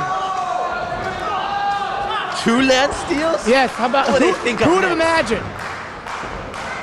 I thought I was watching Doink at WrestleMania 9. Oh my! Whoa! 2 birds with 1 stone for Anthony Franco. This could be the opportunity he needs.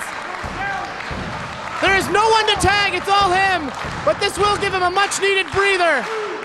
He's been on the receiving end of about 5 minutes of punishment. Cloudy is out of it. Yes. What kind of Cloudy do you think he is? Nimbus? Cumulonimbus? Interesting query, Mr. Bryce.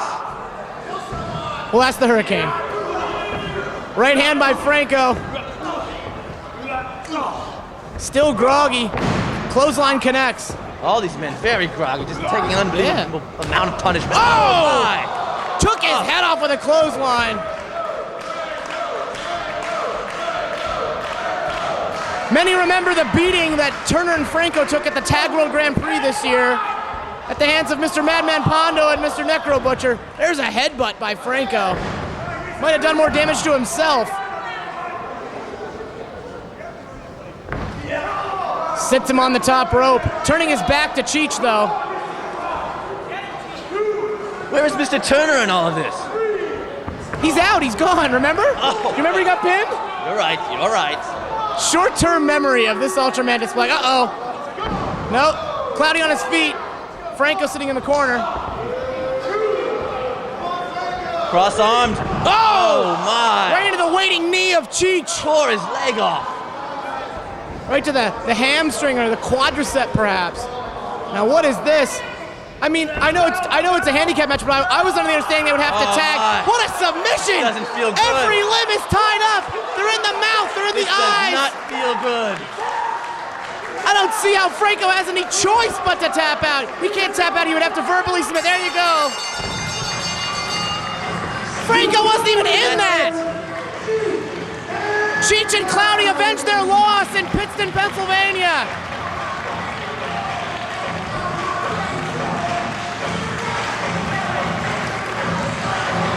A very convincing win on a large stage for Cheech and Claudio. A valiant fight by all involved. Absolutely. Who knew UltraMantis Black was such a sportsman?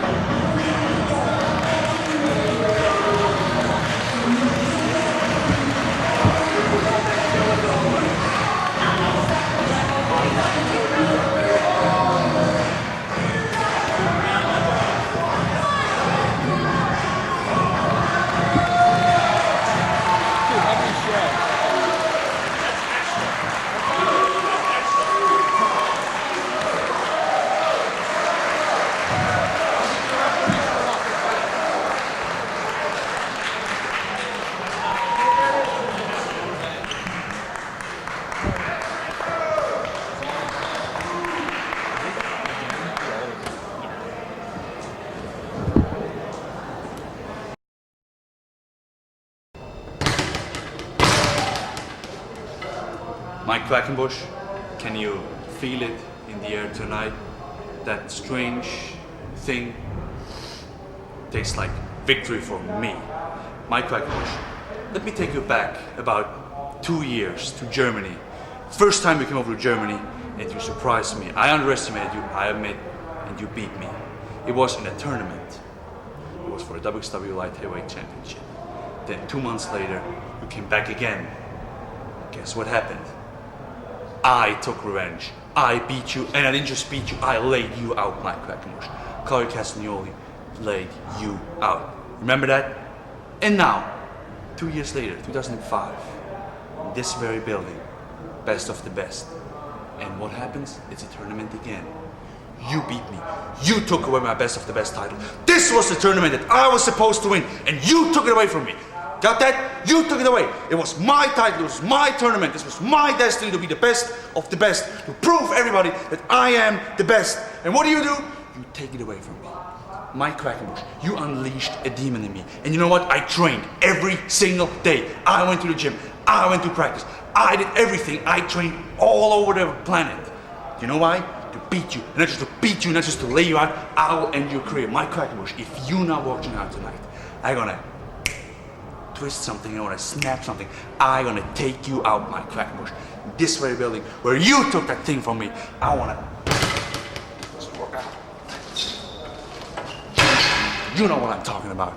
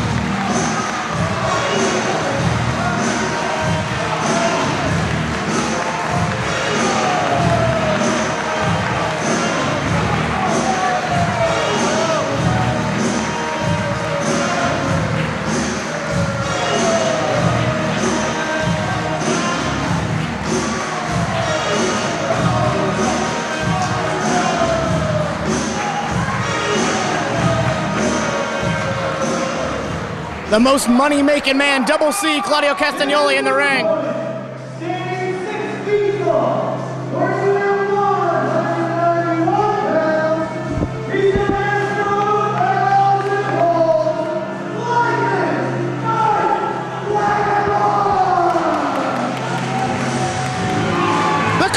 Tears for Fears, Phil Viking Hall, as Lightning Mike Quackenbush, the best of the best 5 winner, runs down the ramp.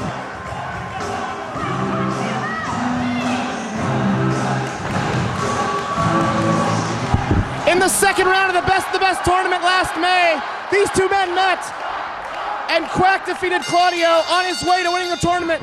Whoa, misses the European uppercut, misses the palm strike. Right back, nose to nose. Look at the arms on Claudio. Look at everything on Claudio. He's a machine. He's a monster. Snapmare rolls it. Oh! Trips him. Quick cover. Quack, quick as a cat. Cartwheels out and they're back nose to nose. Pushes in the corner. Drop down. No thanks. Side headlock by Quackenbush. Oh! Not quite a leapfrog. Claudio rolls out, puts the brakes on, trips up Quackenbush. Oh, perhaps a monkey flip? Nope. Claudio with all kinds of power, leg power, upper body strength. Oh. Quack pounding away, trying to get his wits about him. Oh, look at the incredible bounce. Launches Claudio all the way across the ring. I've never seen the likes of that before. Quack up and around! Big arm drag! Bipasso! Up and around! Head scissors by Quackenbush, drops Claudio right on his head! All kinds of lucha. Quack teeing something up! Claudio has no idea if it's the afternoon, if it's the night, what promotion this is! Now Quack with Claudio, a head look of out. steam! Look at the power of Castagnoli! Man, Catches the beast. Quack, he is! Sorry to take over the conversation, guys. Very fast and furious action in the opening moments. I enjoy the panache of this Claudio. Panache. That's one thing they say about this guy. Quack lands on a vertical base. Gets Claudio's attention. Oh. Locks up with the knuckles. On the top rope. Wow. All the way. Claudio catches Quack, sits him on the top rope. Oh, there's those European uppercuts. Which is logical because Claudio is from Europe. Claudio feels like the best of the best tournament was his to win. It was his chance to make an impression here on American soil, and Quack took that from him. He defeated him in the second round. Claudio has not forgotten that. These two have also been on opposite sides of 6-man tags in CHIKARA for a duration of the spring and summer, and Claudio, as a matter of fact, holds a pinfall victory over Mike Quackenbush. Mr. Bryce, whose mustache do you prefer? Of which choices? Claudio and the Quackenbush. Quackenbush just has a goatee. Oh. Biting color commentary by UltraMantis Black. Claudio, just evil facial hair. Yeah. Evil. The Fu Manchu variety. Claudio bringing Quack up to a vertical base. He's got plenty more in mind. Oh, we've seen this before. Claudio's had Jigsaw up there for about 45 seconds. He's just waiting. He's biding his time. All the blood rushing to Quack said he's letting him think about it. This must be some kind of record. Not yet. But if there was ever any question of the power of Castagnoli. Bohemian. He's got all day. Finally. Drops him down. The crowd honks their approval. Only 2, yeah. Claudio thought it was 3. Claudio, of course, under the tutelage of Chris Hero and a member of the Kings of Wrestling stable here in CHIKARA. The Run DMC of the wrestling world. The Reverend Run, Claudio Castagnoli. Claudio, since he moved to the United States last September, has made the rounds, virtual who's who of American promotions. He's competed for Ring of Honor, he's competed for IWA Mid-South, competes regularly in CZW, and just recently made his PWG debut in California. Now wearing Quack down, the reverse chin lock. He's got the knee between the shoulder blades for extra pressure.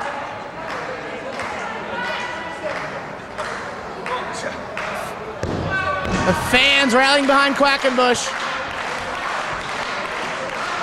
Big fan base in this building, does Quackenbush. Which may go all the way back to the Break the Barrier event, 1999. Sunset flip rolls out. Nope. Spin around. Schoolboy by Quack. Oh, big European uppercut. Claudio takes back over. Just too much for the Quackenbush. He's got the height advantage, he's got the weight advantage, he's got the power advantage, but Quack definitely has the aerial game, the speed game that he needs to use to advantage, but he can't when he's being dominated.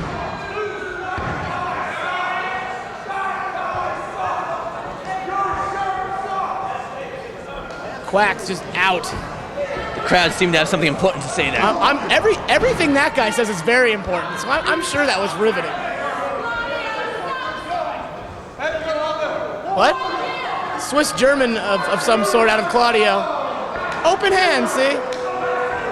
There's the European uppercut. Oh, that might have been a close fist. Look at it, this corner attack. Working over Quack. It's got him sitting up there. Quack's pretty much out, so whatever Claudio has in mind. Nope. Quack with the block, maybe a superplex. Oh, a palm strike, a page out of Quackenbush's book. Insult to injury by Castagnoli. Literal slap in the face. Literal slap in the face.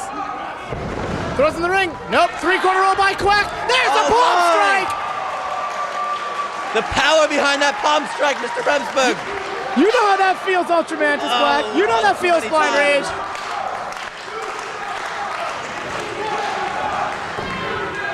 Whoa! No. Quack's on his feet. Quack is like a cheetah. The man defies gravity. He does. I don't know if he defies gravity. He didn't float. He is on his feet, though, trying to get his wits back about him after that strike attack by Castagnoli. Quackenbush definitely with the aerial advantage in this match. Definitely. There's an echo in here. Quack crawling back in the ring. But Claudio looks to be the first on his feet. Oh! Maybe they both have the same idea. There's an uppercut. Whoa, whoa, whoa! Usually we see this in the corner. Oh no! Oh! Rips the shirt open of Claudio! Wonderful! Right on those massive pectorals! Oh my. Claudio puts the brakes on. Quack catches the arm. Oh, this could be the Black Tornado Slam! The BTS? No, yes, the BTS. Slips him up. Oh, we see this from Claudio. Arm and hammer, Atlantida cutter. It's a long way down when you're 6'5". No, Quack's slippery, rolls him through. Victory roll of sorts. Doesn't want the pin. Brings Claudio back, goes back to that Black Tornado Slam. There it is. Turns him over, it's a pin. 1, 2, and that's no! It. Oh, what the? 2 and about 3 quarters by referee Matt Dillon. Matt Dillon? Matt Dillon. Loved him. You see the resemblance? All things is underappreciated, man. Both men down.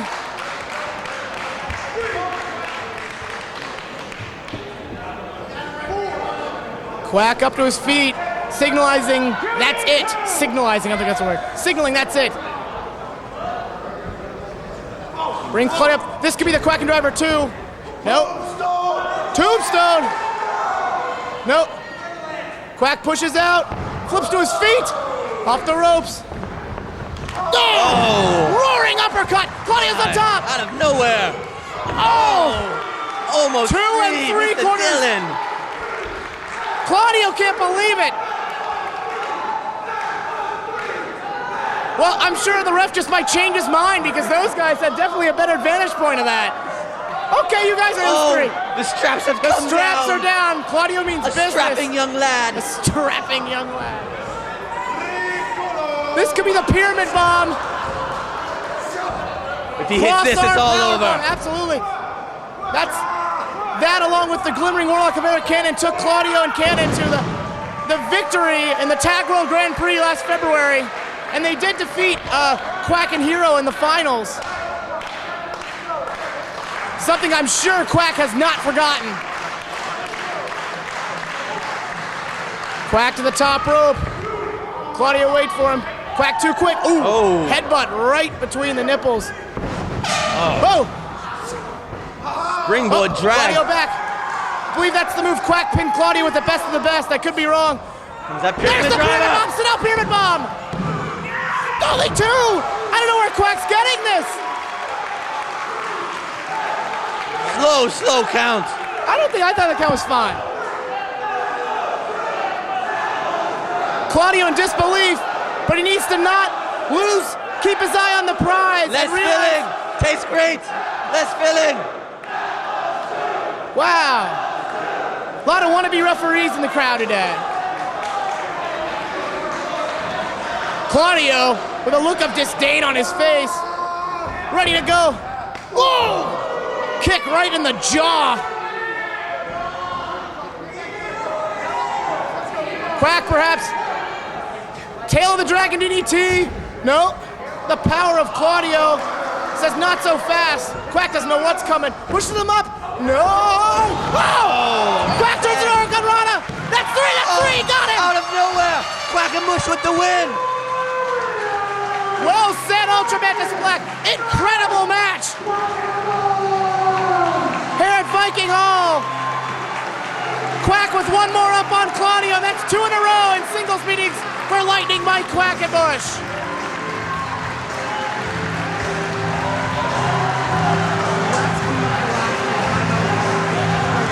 Yeah.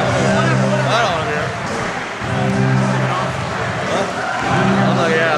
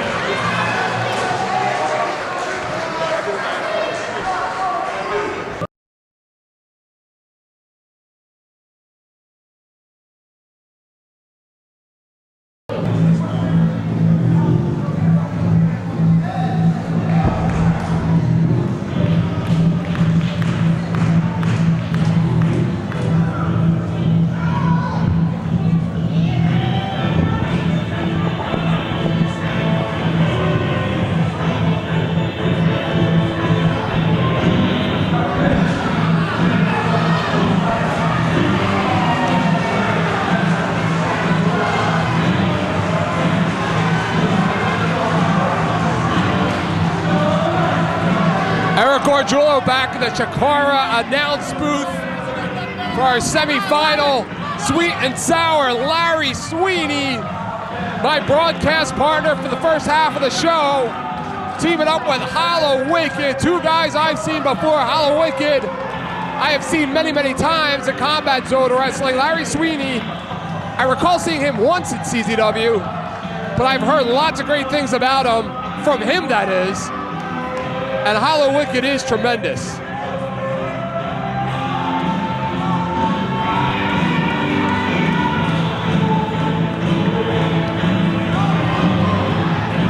And I am still blown away by the match that I just saw with Claudio Castagnoli against Mike Quackenbush. What a contest.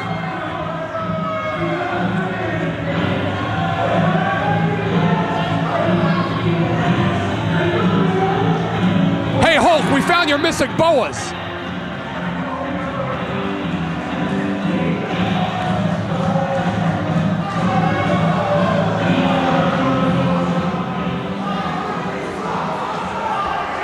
I believe that's the Young Lions Cup. Is that correct?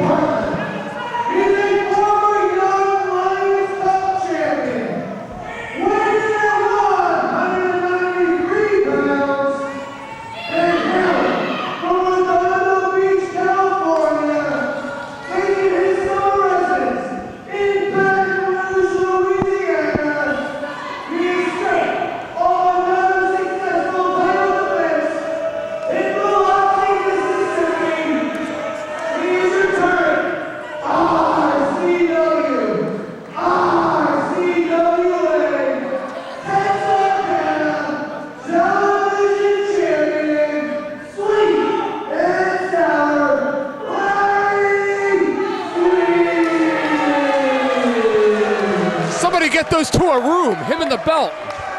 That's got to be the wordiest ring announcement I've ever heard, Arik. And this is lightning my Quackenbush, a very exhausted one of that, just arriving here at the commentary table.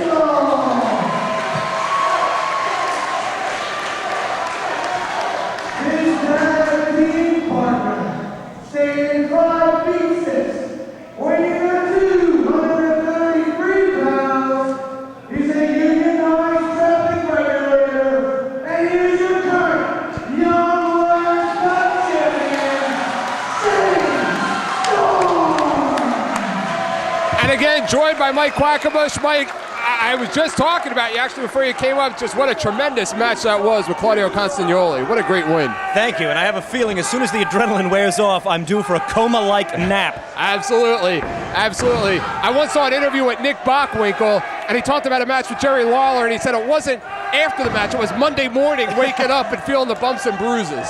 I can believe that, and man, there aren't many guys that bump and bruise you like Claudio Castagnoli, right. So I'm quite fortunate just to be on my feet, but I did not want to miss this. This is the first time this has ever happened. All four of the men, and of course the reason for which is Shane Storm just won the Young Lions Cup last month in Pittston. Wow. And I'm telling you, an electric match against Icarus for the finals.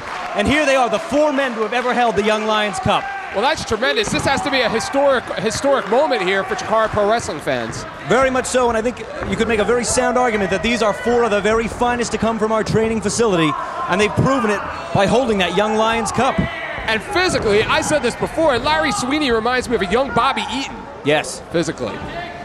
He was surprised to hear that remark. Oh, there he got him really good with the palm of the hand.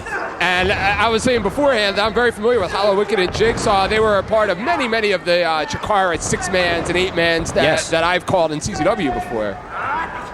These guys, Hallowicked, of course, from the very first class, and he was the very first Young Lions champion, and he's trying hard there to get to a defensive posture, so he kind of got it there to keep Jigsaw from striking at him.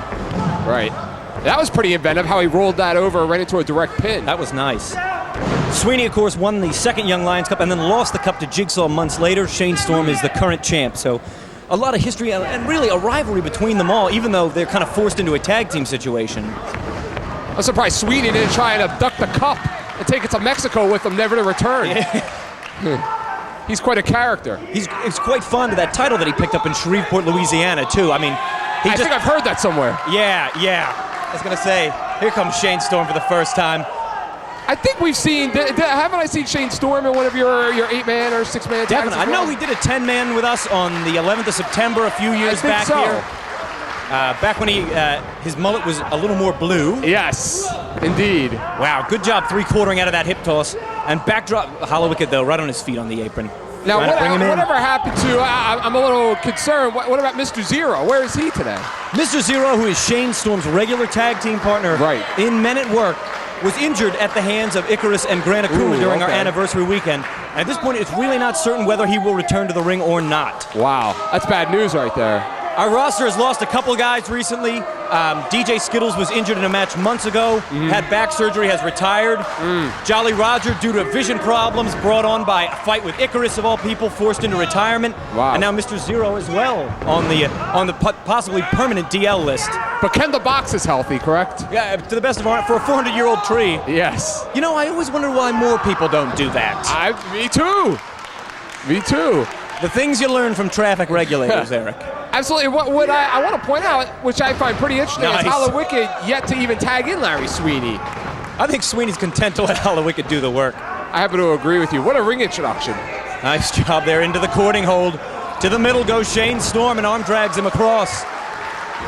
And now, would this match be under Chikara rules, where it's similar to the Lucha tags, they could just tag the corner? I believe so. Yeah. And Sweeney might be stopped, but Hallowicked's got slow facing him. But Jigsaw not paying attention whatsoever to that stop sign. What a drop kick! What a spin kick from Shane Storm! What height on that drop kick! The double-edged sword of the slow and stop sign. That was tremendous. Now Larry Sweeney into the match. Best thing PennDOT's ever done. Drop down by Sweeney. Hip toss. Jigsaw to his feet. Monkey flip attempt.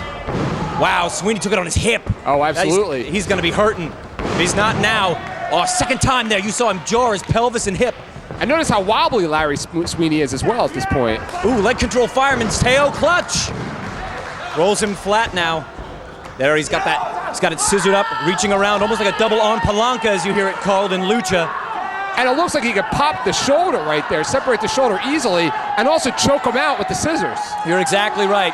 He's got, well, I think what he's got right now is one arm. Or does he have the head? It's tough to see from up here, Eric. Yeah. No, he's got the arm.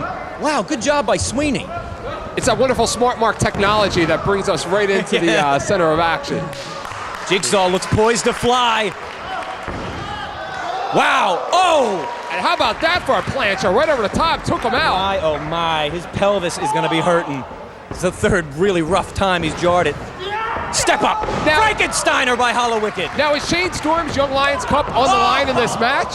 I'm sorry, Eric. Is the Young Lions Cup on the line in this match, Shane Storm's Cup? No. Okay. I don't believe any of the four, obviously the prior two have been vacated. They're more here for the purpose of ceremony, but I don't believe Shane Storm's Young Lions Cup or Sweeney's title are up for grabs here. What a chop there. He uses that back wound up chop, and it's deceptive because where he hits you in the neck, it makes no sound, and a lot of fans are attuned to when they hear the sound of it. Right. They imagine impact. And that thing, you hear no sound, and it hurts twice as bad as any audible chop. It's a very intense pressure point right there. Yeah, that's exactly it. Larry Sweeney into the matchup here. What an elbow out of Larry Sweeney. He's his own biggest fan, isn't he? Yeah, you're not kidding. I don't know. You get that guy talking about his belt. The locker room stinks of his farts for a week. He's so proud of it. I don't know how Leonard CHIKARA keeps him under control. Yeah, I think the trick to that is don't pick up when it's Sweeney on the caller ID. Absolutely. And Sweeney, notice how he used the mask right there, the hair of the mask. And it looks like he almost has a rear naked choke right there. It's tough to... Wow, and well, this may not be naked, but it sure is blatant, Eric. Absolutely. And notice how he doesn't even have his feet on the ground for more pressure.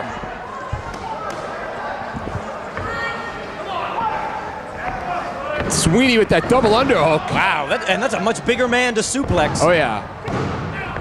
Every little shortcut he's looking for. Oh, yeah. He's a master of it. Sweeney looks to be one of those deceptively strong wrestlers that you wouldn't think he's as strong as he is, but he really is. Yeah, he's definitely not like the tallest guy, and I think because of that, and generally just the way he dresses, it doesn't really show up his physique in any way. Right. People underestimate how strong he is. And how masculine he is, by the way he dresses.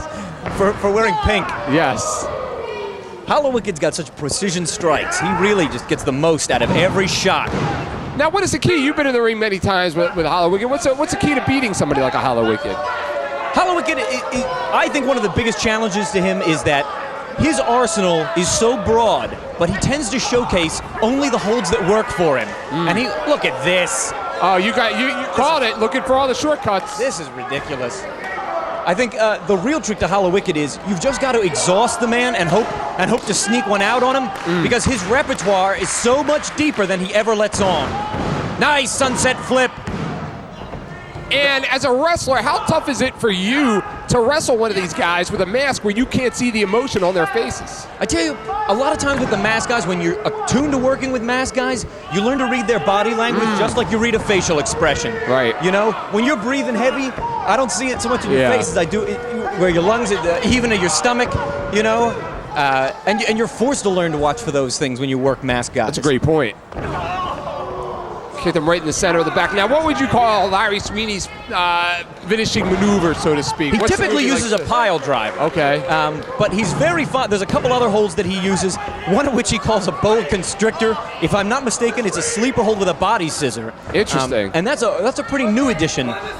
Sweeney actually not long ago went to Oregon and trained, I think, for 9 days with Playboy Buddy Rose. With Playboy Buddy Rose? They have a train, like, this is not some goofy story for the magazines. This is legit. He went and trained with Playboy Buddy Rose and came back with all kinds of new stuff. And a new attitude, I could see as well. Yeah. You know, when you bring it up, I could actually see a young Playboy Buddy Rose in him, to be honest with you. Yeah, especially now. I mean, the influence is a little more heavy-handed. Oh, yeah.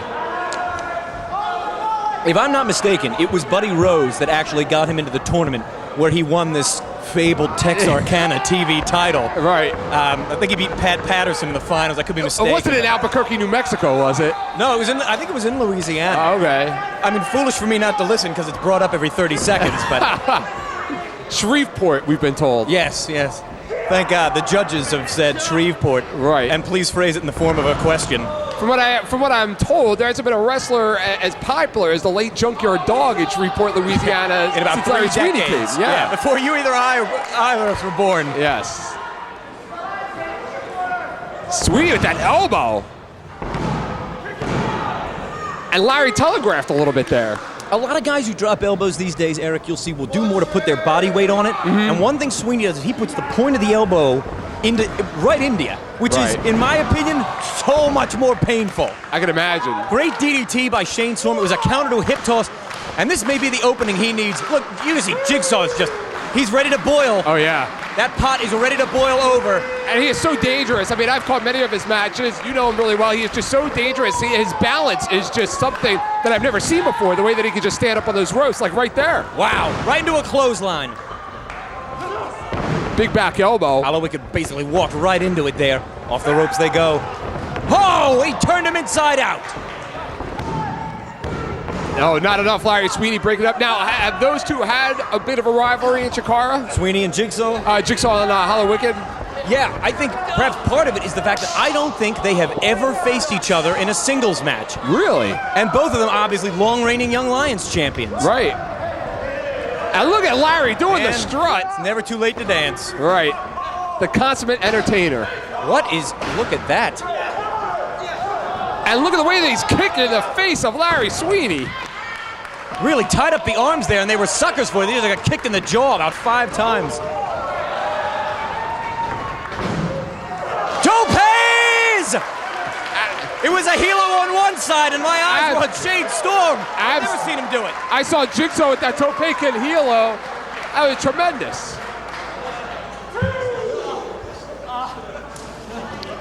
And this might be the exact opening. You've got two guys who are totally out of the picture. What's he looking for? I thought maybe that 68 comeback special. Jigsaw, what's he looking for? Look at how he has the arm position. That Northern there. Lights bomb? Yeah, oh, right on his head and face. He rolled right over on top of him. Yeah, Jigsaw's body weight came down on his face. Hallowicked in a great position to ever the opportunist. Like a fisherman. Yeah. Now like a Rydeen bomb. Shane Storm, wow. Another second's hesitation, and it would have been 1 second too many. Absolutely, if it wasn't for Shane Storm, this match would have easily been over. Twist up, air raid crash! And he nails it, but Sweeney, you can see too close. This is going to be the story of this match. You got to get rid of one of the partners and finish the other off. It's almost like a three-way match where you have the blind spot, because at this point in time, chaos is broken down and everybody's just in it for themselves. Gourd buster, man. Audience not particularly fond of that. Storm with a kick out. Man, and that's a heavy dude to pick up. Absolutely. And Larry's a big guy himself, again, very powerful, putting all that power behind that gourd buster. Yeah, he just doesn't showcase his frame. It's deceptive. Right. It's hidden by a lot of that fat. That second's hesitation cost Jigsaw there. He just got clocked. Bandera all the way out. Right into a forearm does Sweeney. Kicks him out. What is Storm looking for? Now, is Shane Storm known to fly? I don't know what he... maybe a moonsault? With a second rope. Jiminy Christmas! Kick out by Sweeney, but Jigsaw's poised to fly. What a swanton. Just the back of the head, though. No, Hallowicked in perfect position to prevent that from happening. And you're right, you got to get all these guys out of here. He caught it. What has Sweeney got? Maybe that pile driver. Looking for the spike. Oh, they stuffed him. Wow, you could see Sweeney favoring that side of his hip because he landed on it earlier. Oh, right. He couldn't hit the pile driver full on. Absolutely, great That's point. the effect of the earlier offense costing him here. Great point. Whoa. And this is the key right now that Sweeney's out of the match. You're right, Arik. This is the moment here. These guys are fatigued. There's that precision chop of Hallowicked's. Kick right to the face. And those forearms, and again, not taking advantage of the fact that Sweeney's out of the ring. He threw him off. That Japanese move. Oh, there it is. Nobody there to save. That's it. We got him.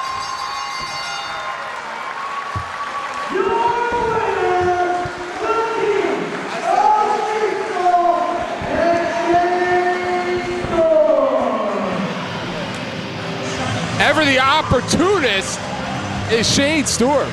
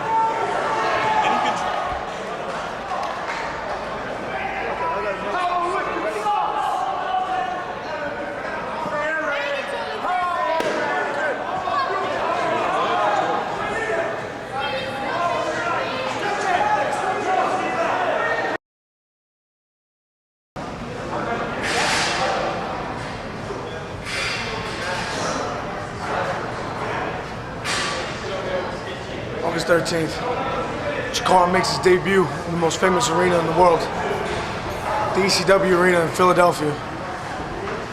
Tonight I'm taking on you, Chris Hero. For 4 months, Chris Hero, I stood back. For 4 long, hard months, I had to step back and watch you run roughshod over a company that I truly believe in my heart that I helped build. Chris Hero, tonight,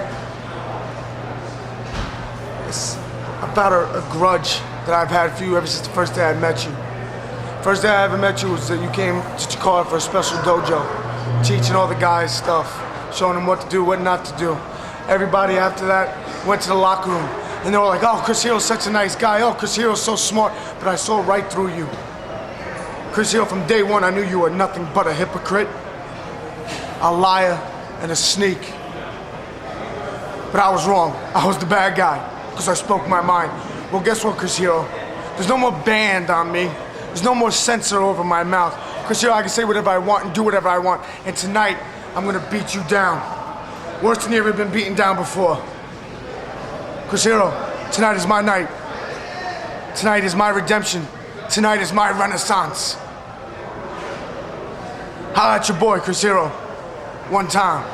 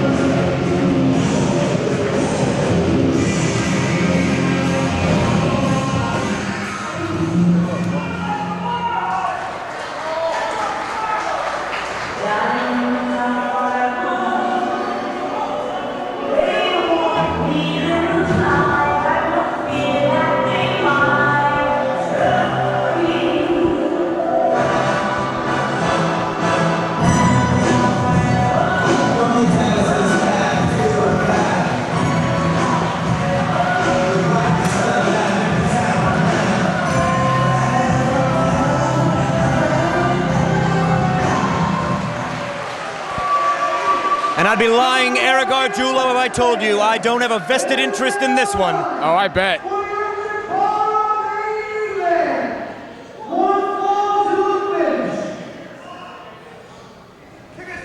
Introducing first, weighing in at 240 pounds, and hailing from Metropolis, he's the self-proclaimed King of Chikara, Chris Hero! Oh, he's pulling the same act with you guys too, huh? Yeah, I think you'll find there's a lot of similarities to what you've seen him do here at Combat Zone and what goes on at Chikara. Weighing in at 245 pounds, and hailing from Yonkers, New York, the King of Diamonds, Kingston! Just prior to this match in Pittston, Pennsylvania, I pinned Chris Hero and challenged him to face me here. Ooh. And Leonard Chikarason said, Hero, you've got to choose yourself an opponent. He chose Eddie Kingston.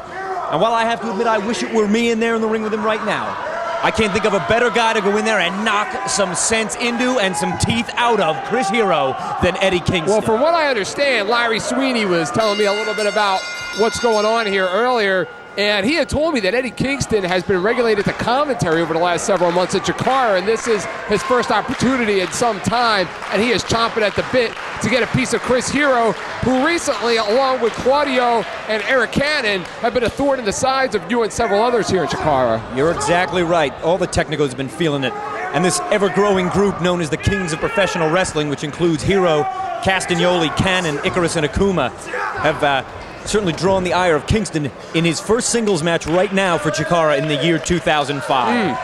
I think a lot of people may not know about Eddie Kingston because they see him month after month in CZW. CHIKARA is where he got his start. That's where he came from with the wild cards. Yes, that's exactly correct. And it says a lot about him because back in the day when CZW first started featuring CHIKARA matches on the shows, at that point in time, CZW promoters saw Eddie Kingston and thought, wow, we got to get this guy. Yes. And recruited him, drafted him, whatever you want to call it. And he's been a real big success in CZW, and a credit to everybody at CHIKARA for getting him up to that level, you know? Definitely, man. And these two are as aggressive as can be. They are like two starved pit bulls. That exchange on the mat there, you saw some amateur, you saw some pro, and good grief! Oh, you don't want to get into it with Kingston. You're talking about a guy that spent over 2.5 years at a drug rehabilitation center, missed his own grandmother's funeral for a wrestling event 2 months ago. This is a guy that doesn't have a lot of remorse. This is a guy that doesn't have a lot of respect for his opponents. He just wants to get in there and hurt somebody. There's a lot of pain in his body. He is a fighter through and through, and there's no one that knows pain quite like Eddie Kingston. If you were a Tournament of Death, you know what I'm talking about. Oh, absolutely. There aren't many CHIKARA guys that have gone through what he's been through. In fact, I think there's none. Absolutely. Eddie Kingston, who I've done commentary with the last several months, very nervous going into that Tournament of Death matchup, but he gained the respect of the fans, the respect of the wrestlers, respect of Zandig. I mean, he was tremendous in that Tournament of Death. He is a credit to CHIKARA, and at times I might be reluctant to say so, but he gives me a great deal of pride as his trainer, and here he is rocking my quote-unquote co-trainer at the Wrestle Factory, Chris Hero. What a suplex and a bridge from Kingston! And that was all strength right there. Good grief, that kind of reminds me of like original Tiger Mask with his chancery suplex. Yeah, that was very old school. Very old school. Kingston is stalking him, and now he's gonna kick him right between the shoulder blades. Look at that spinal bifida area. Man alive, yeah. If Hero didn't come in with spina bifida, he's going to contract it working Eddie Kingston. And correct me if I'm wrong, it looks to me like Hero a little more serious than I'm used to seeing him. Not as much goofing around. You're exactly right. I know there's been a lot of stuff going on with the nature of this match, and I don't know that all of it has been publicized, but I believe that there's some type of clause that neither guy could bring someone to the ring with him. Oh, okay. And man, Hero knows it's just him and Kingston. Yeah. And Hero, as much of a goofball as he can be sometimes, is a very, very tough guy. He's wrestled all over the world. You know him very well. Yes. Kingston, great double-handed wrist clutch arm drag. And Hero walked right into that. And that's the difference between those two. You know, Hero's going to go for a karate, and Kingston's just going to punch you in the face. Kingston not only outstruck him, but he just out-wrestled him there in that last sequence.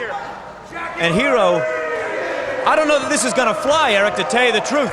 And no, it's not. Here comes Leonard. I was wondering where Leonard was all night.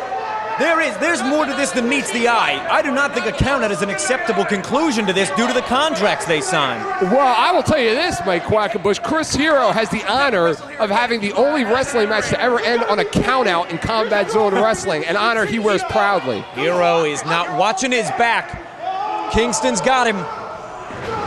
I don't think this thing can end in a count-out or DQ. It's going to be pinfall or submission in the center of the ring. Well, thank goodness for that. And Eddie Kingston's just such an animal, isn't he? And another credit to Eddie Kingston. Look at the shape that he's gotten himself into over the last couple of months. He's lost a lot of weight. He kind of put on some weight before he came to Combat Zone, I think anticipating more matches with heavyweights. Right. And now he's sort of trimmed back down again. Hero hard to the floor. Yeah, he looks tremendous. And King very deceptive with his size, too. He could fly. You're not kidding. Take a look. And Hero knew it. Hero's been turning. It's like the third time he's turned his back on Hero. Or Hero's turned it on Kingston, rather. And this one's getting ugly. These guys right now are just slapping each other, forearming each other as hard as they can. You can tell that they just do not like one another. Boot right to the face. Kingston's one of those guys. He's not the kind of guy that gets in there and goofs around and tries to make a joke out of things. And Hero can make a joke out of things at times. And that really makes Kingston mad. He takes wrestling very seriously. These two with a hard exchange and a boot to the face. Good grief. How many times has King slapped him? Chop and a slap in return, almost like a palm to the face. Forearm, one of Hero's specialties. And I can hear that all the way up here. I don't know about you, but I heard that one. And I mean, they've got to be a good 60 feet away from us. Pounding him over the back. What's he got? Almost like a pile driver? You got to be kidding me. Kind of hard to see from our vantage point. I think we'll hear it. Knees right to the side of the face. That's why. Oh, he's going that pile driver. Good God! Oh, you got to be kidding me. Jeez Louise. Man, I would rather be backdropped 20 times in the middle of the ring than once on the floor. I mean, we talked before about Larry Sweeney landing on his hip. Before, I mean, King just landed on his hip on the floor. I mean, something like that, from a fan's point, it might look simple, but that could permanently injure you. That could end your career right there. That's right. Yeah, like we said earlier, a lot of times, man, they don't hear a good sound. Most fans dismiss it. Right. Oh, there must not have been a good impact. Right. Let me tell you, when you're, holy crap! It's been years since I've seen Hero fly around like that. This thing is getting more brutal, more punishing by the minute. I mean, they're on the grand stage. I would imagine this one of the biggest shows in the history of Chikara. The very biggest. Right here in this historic building. They're the final match, which they take with honors. Nobody wants to go home a loser in the final match.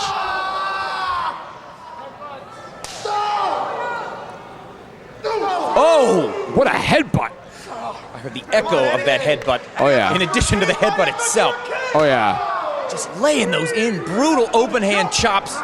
And we've seen a lot of that. Breath after that. Oh. Great flurry of offense, mixture of strikes by Hero.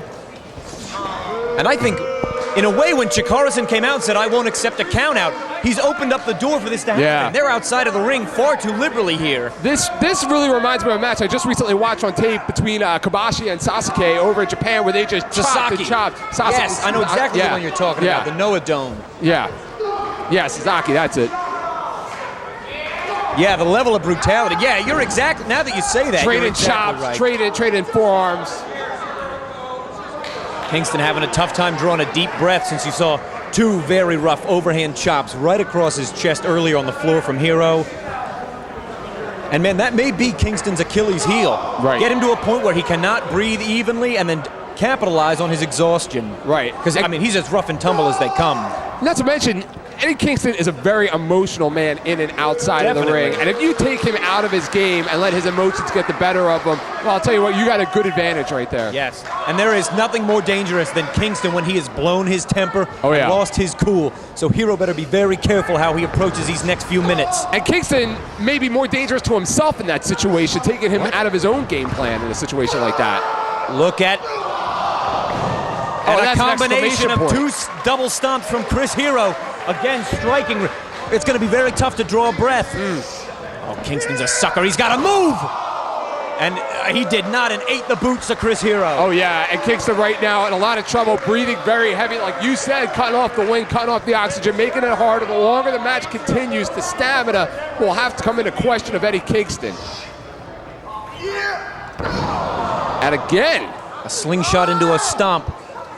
Might appear to be very basic, but you can see the calculating strategy of Chris Hero plain as day here. I mean, let's recount what we've seen here. Chops, forearms, kicks, knees, headbutts. They're slapping the skin off each other's skulls. They're back to where they started from.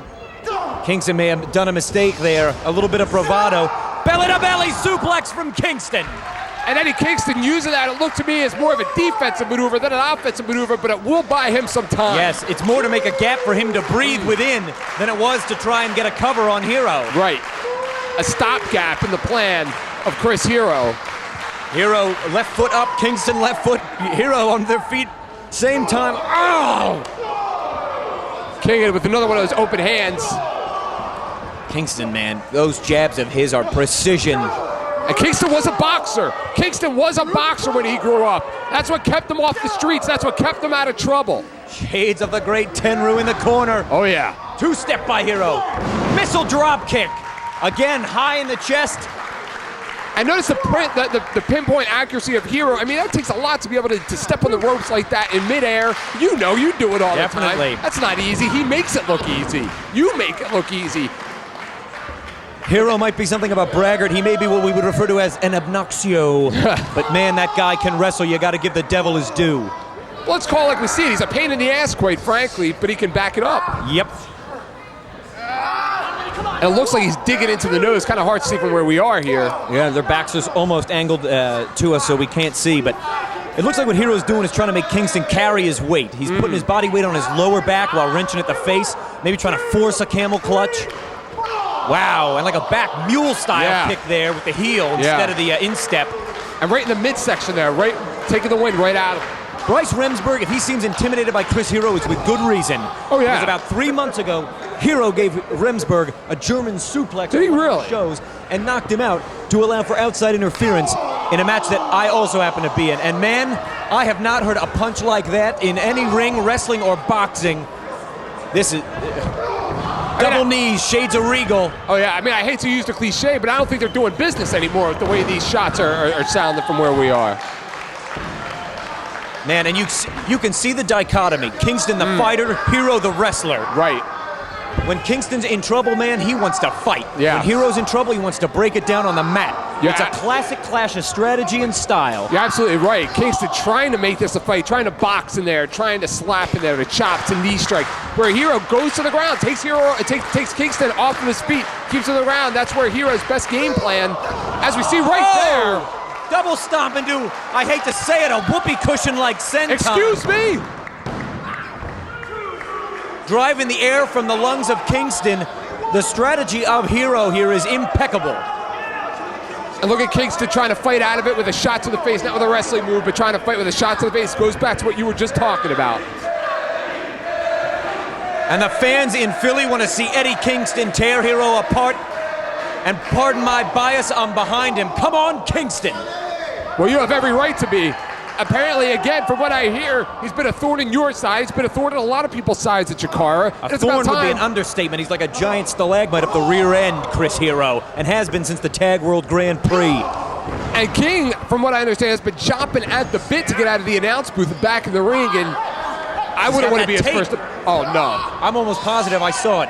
I agree with you. Maybe not. He did. There it is. Was. Remsburg caught it. Maybe in another match, Remsburg would have disqualified him, but knowing so much is on the line, maybe Hero wants to get disqualified. Maybe he wants to be out. There's been a precedent set by the president, and I think Chikarason will not allow a count-out or DQ here. Ooh. And again, Kingston trying to fight out of it with more chops.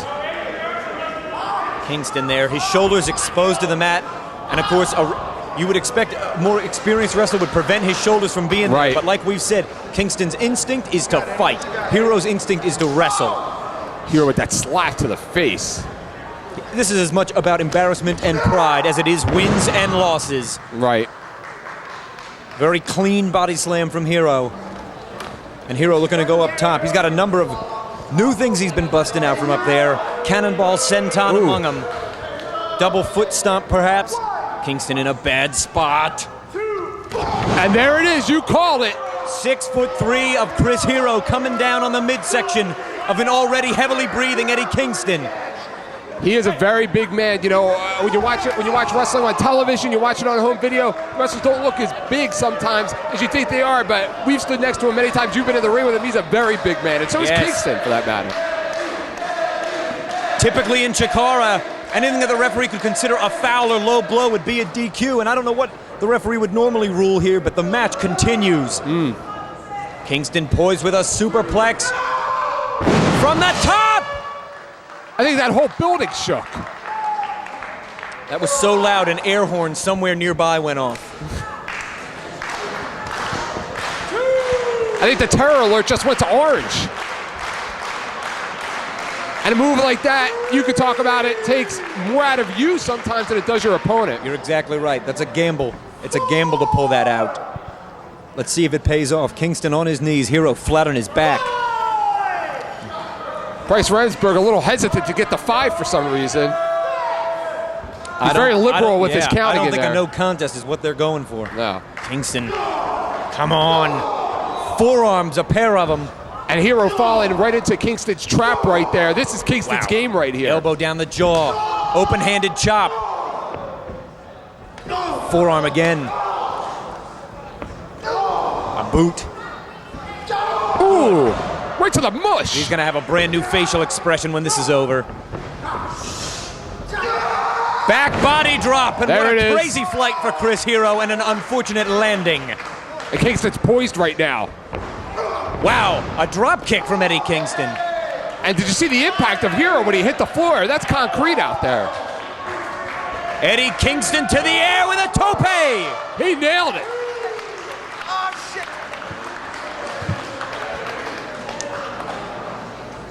And Kingston looks to have come alive. Again, hard to see where we are. May have hit wrong, may have landed on something on the floor. You called it a gamble before. A move like that is an absolute gamble. Kingston here has taken 2 very big risks to create a window for offense here. The superplex followed by that tope, both of which I would say are uncharacteristic of Kingston. Let's see if he can get it done now. You can't beat the man on the floor. It's interesting because at one point it looked like Hero was going back to Kingston's game by throwing forearms and chops and knees, and Kingston now going to Hero's game by using wrestling moves. Here you see typically in the United States a count of 10 is a count out, but not in Chikara. It's 20 as it is like in Lucha Japan. Libre. In Japan, yeah. Exactly. Kingston on his feet and Hero in trouble. Begging off. Kingston has waited all day, all night, and for many months for this moment. And Kingston right now just with shots with right hands. I almost get the sense that Kingston not quite sure how to finish him off. I think Arik Kingston is savoring every moment of this. What a lariat! Hero's trying to absorb it. Jumping kick! Shades of Kawada! Locks him up! Almost backdrop driver style, like the Saito. Oh yeah. Cover with the far leg! Only 2 for Kingston. And he was so close he could feel it. Look at the look on his face right now. He looks frustrated. And I'd be too if I gave Hero my best shots. The punishment dealt out, the punishment absorbed. The end is near, you can feel it in the air. Kingston, go, this is your moment, man. Absolutely, the fans can feel it as well. Could we see a Kondo clutch at some time? Can he nail it? Can he cinch it on? Can he get it right in the center of the ring? Wow, picture perfect power slam. Hero explodes. That's a heavy man to be carrying in a senton. Oh yeah. Powerbomb position from Hero. Wow. Nails it. Looking for the Hangman's clutch. He's got it nailed. One leg grapevine, cravat on the head, and Kingston. Foot on the ropes, foot on the ropes. Great ring awareness there out of Eddie Kingston, knowing exactly where he is.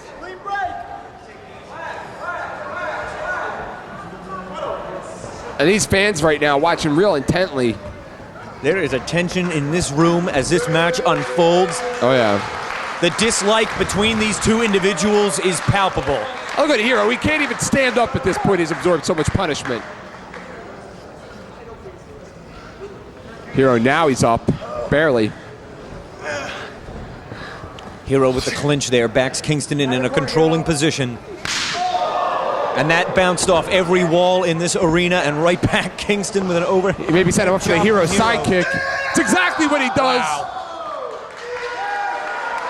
And Kingston's had enough. He's woke up a sleeping giant, Mike Quackenbush. Back fist from Kingston.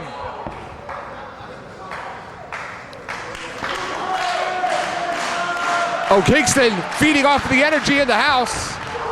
Right between the eyes with a Yakuza kick. Oh, yeah. Hero is, look at him, totally dazed. Waistlock position like a German. No, Kingston thought better of it. He's got another plan. Now the Uranagi. He nailed it. From the cross chest, the judo throw. Uranagi suplex. Not enough coverage high on the shoulder blades. Hero gets that shoulder up again. Kingston's fatigue is working against him in this late in the match. It may take a submission move like a Kondo clutch to finish Hero off because Hero's just such a crafty veteran. When he hears 2.5, just instinctively he gets his shoulder up, whether he physically can or not.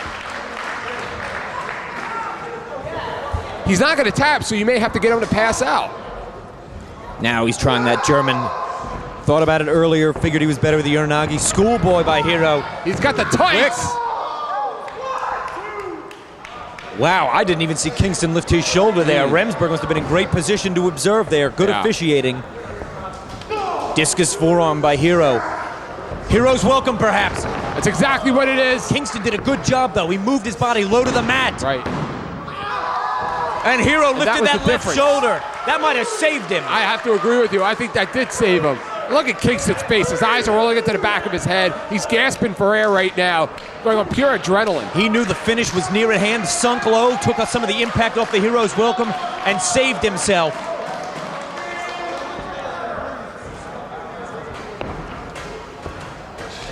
Hero now putting him in the center of the ring. We saw a double stomp from him before, but not like this. Maybe a moonsault? You gotta be kidding me. Wow. That's something you don't see too often. I don't know if he had enough chest to chest, and he didn't have enough to keep Kingston down. He overshot him just a tad. Man, you can imagine, I don't know, we might be 20 minutes deep in this thing. To go up top and try and hit a moonsault press perfectly is mission impossible. Yeah. And Hero has given Kingston his best shots. The Hero's welcome, the Hangman's clutch. We may see another. Kingston with a counter. He finally nails it! Major German! Holy burning lariat, the folding press! Not enough! Hero did so much kick out as he collapsed. And look at Kingston, the emotion finally getting to him. Looked like he shed a tear. He's so frustrated. The emotion, he's feeling it. We're in the center of this historic building under the hot lights, the fans. This is Eddie Kingston's moment, as you said before. These fans are alive, even if the two guys in the ring seem to be dead. They are out of air. And in this legendary building, they are giving you a legendary match. Oh, wait a minute. He's called for the Hero's welcome. It worked for me last month in Pittston, Kingston. It might work for you. Take it home, baby. Wow, another German. I think the difference was him calling it out and letting Hero know exactly what he was going to do. Kingston charged. Wow, like the backdrop driver. One of his own. Kingston trying to get to his feet. How much can one man take? And Chris Hero looks like he's got a second win. Eddie Kingston can barely stand up. Kingston's putting on his brave face, but I don't know, there's a lot of gas behind it. Wow, a glancing blow. Bryce in the way. This is not good. Hero on his feet. What agility out of Chris Hero. You gotta be kidding me, a foul and Remsburg's back is completely turned. Oh, what a headbutt! Not this way! I can't believe it, Mike Quackenbush, you gotta be kidding me! 2 heartbeats from a classic we would never forget, and Hero uses a foul and a shortcut to take it home. He tarnished his own classic. He tarnished his own classic here tonight. I'm stunned. This has been one incredible day for Chikara and one rotten finish to go home on. These fans, I'm sure, feel just like I do, and when Eddie Kingston sees the tape, I'm sure he's gonna feel the exact same way. Chris Hero snuck out one more on the Technicos. He was this close, Mike Quackenbush. Eric, thanks for being part of this. I know it's an Chikara's honor. not your regular gig, but I hope you had a good time. Oh, I had a blast. It's been an honor, just an honor to be a part of this historic event. I hope I can do it again sometime. You more than did us justice. I'm glad to have had you here, and I'm glad I got to sit up here with you and see it. Amen, brother. And congratulations to you and everybody else here tonight for taking in this historic moment and setting a new precedent here in this historic arena with Chikara.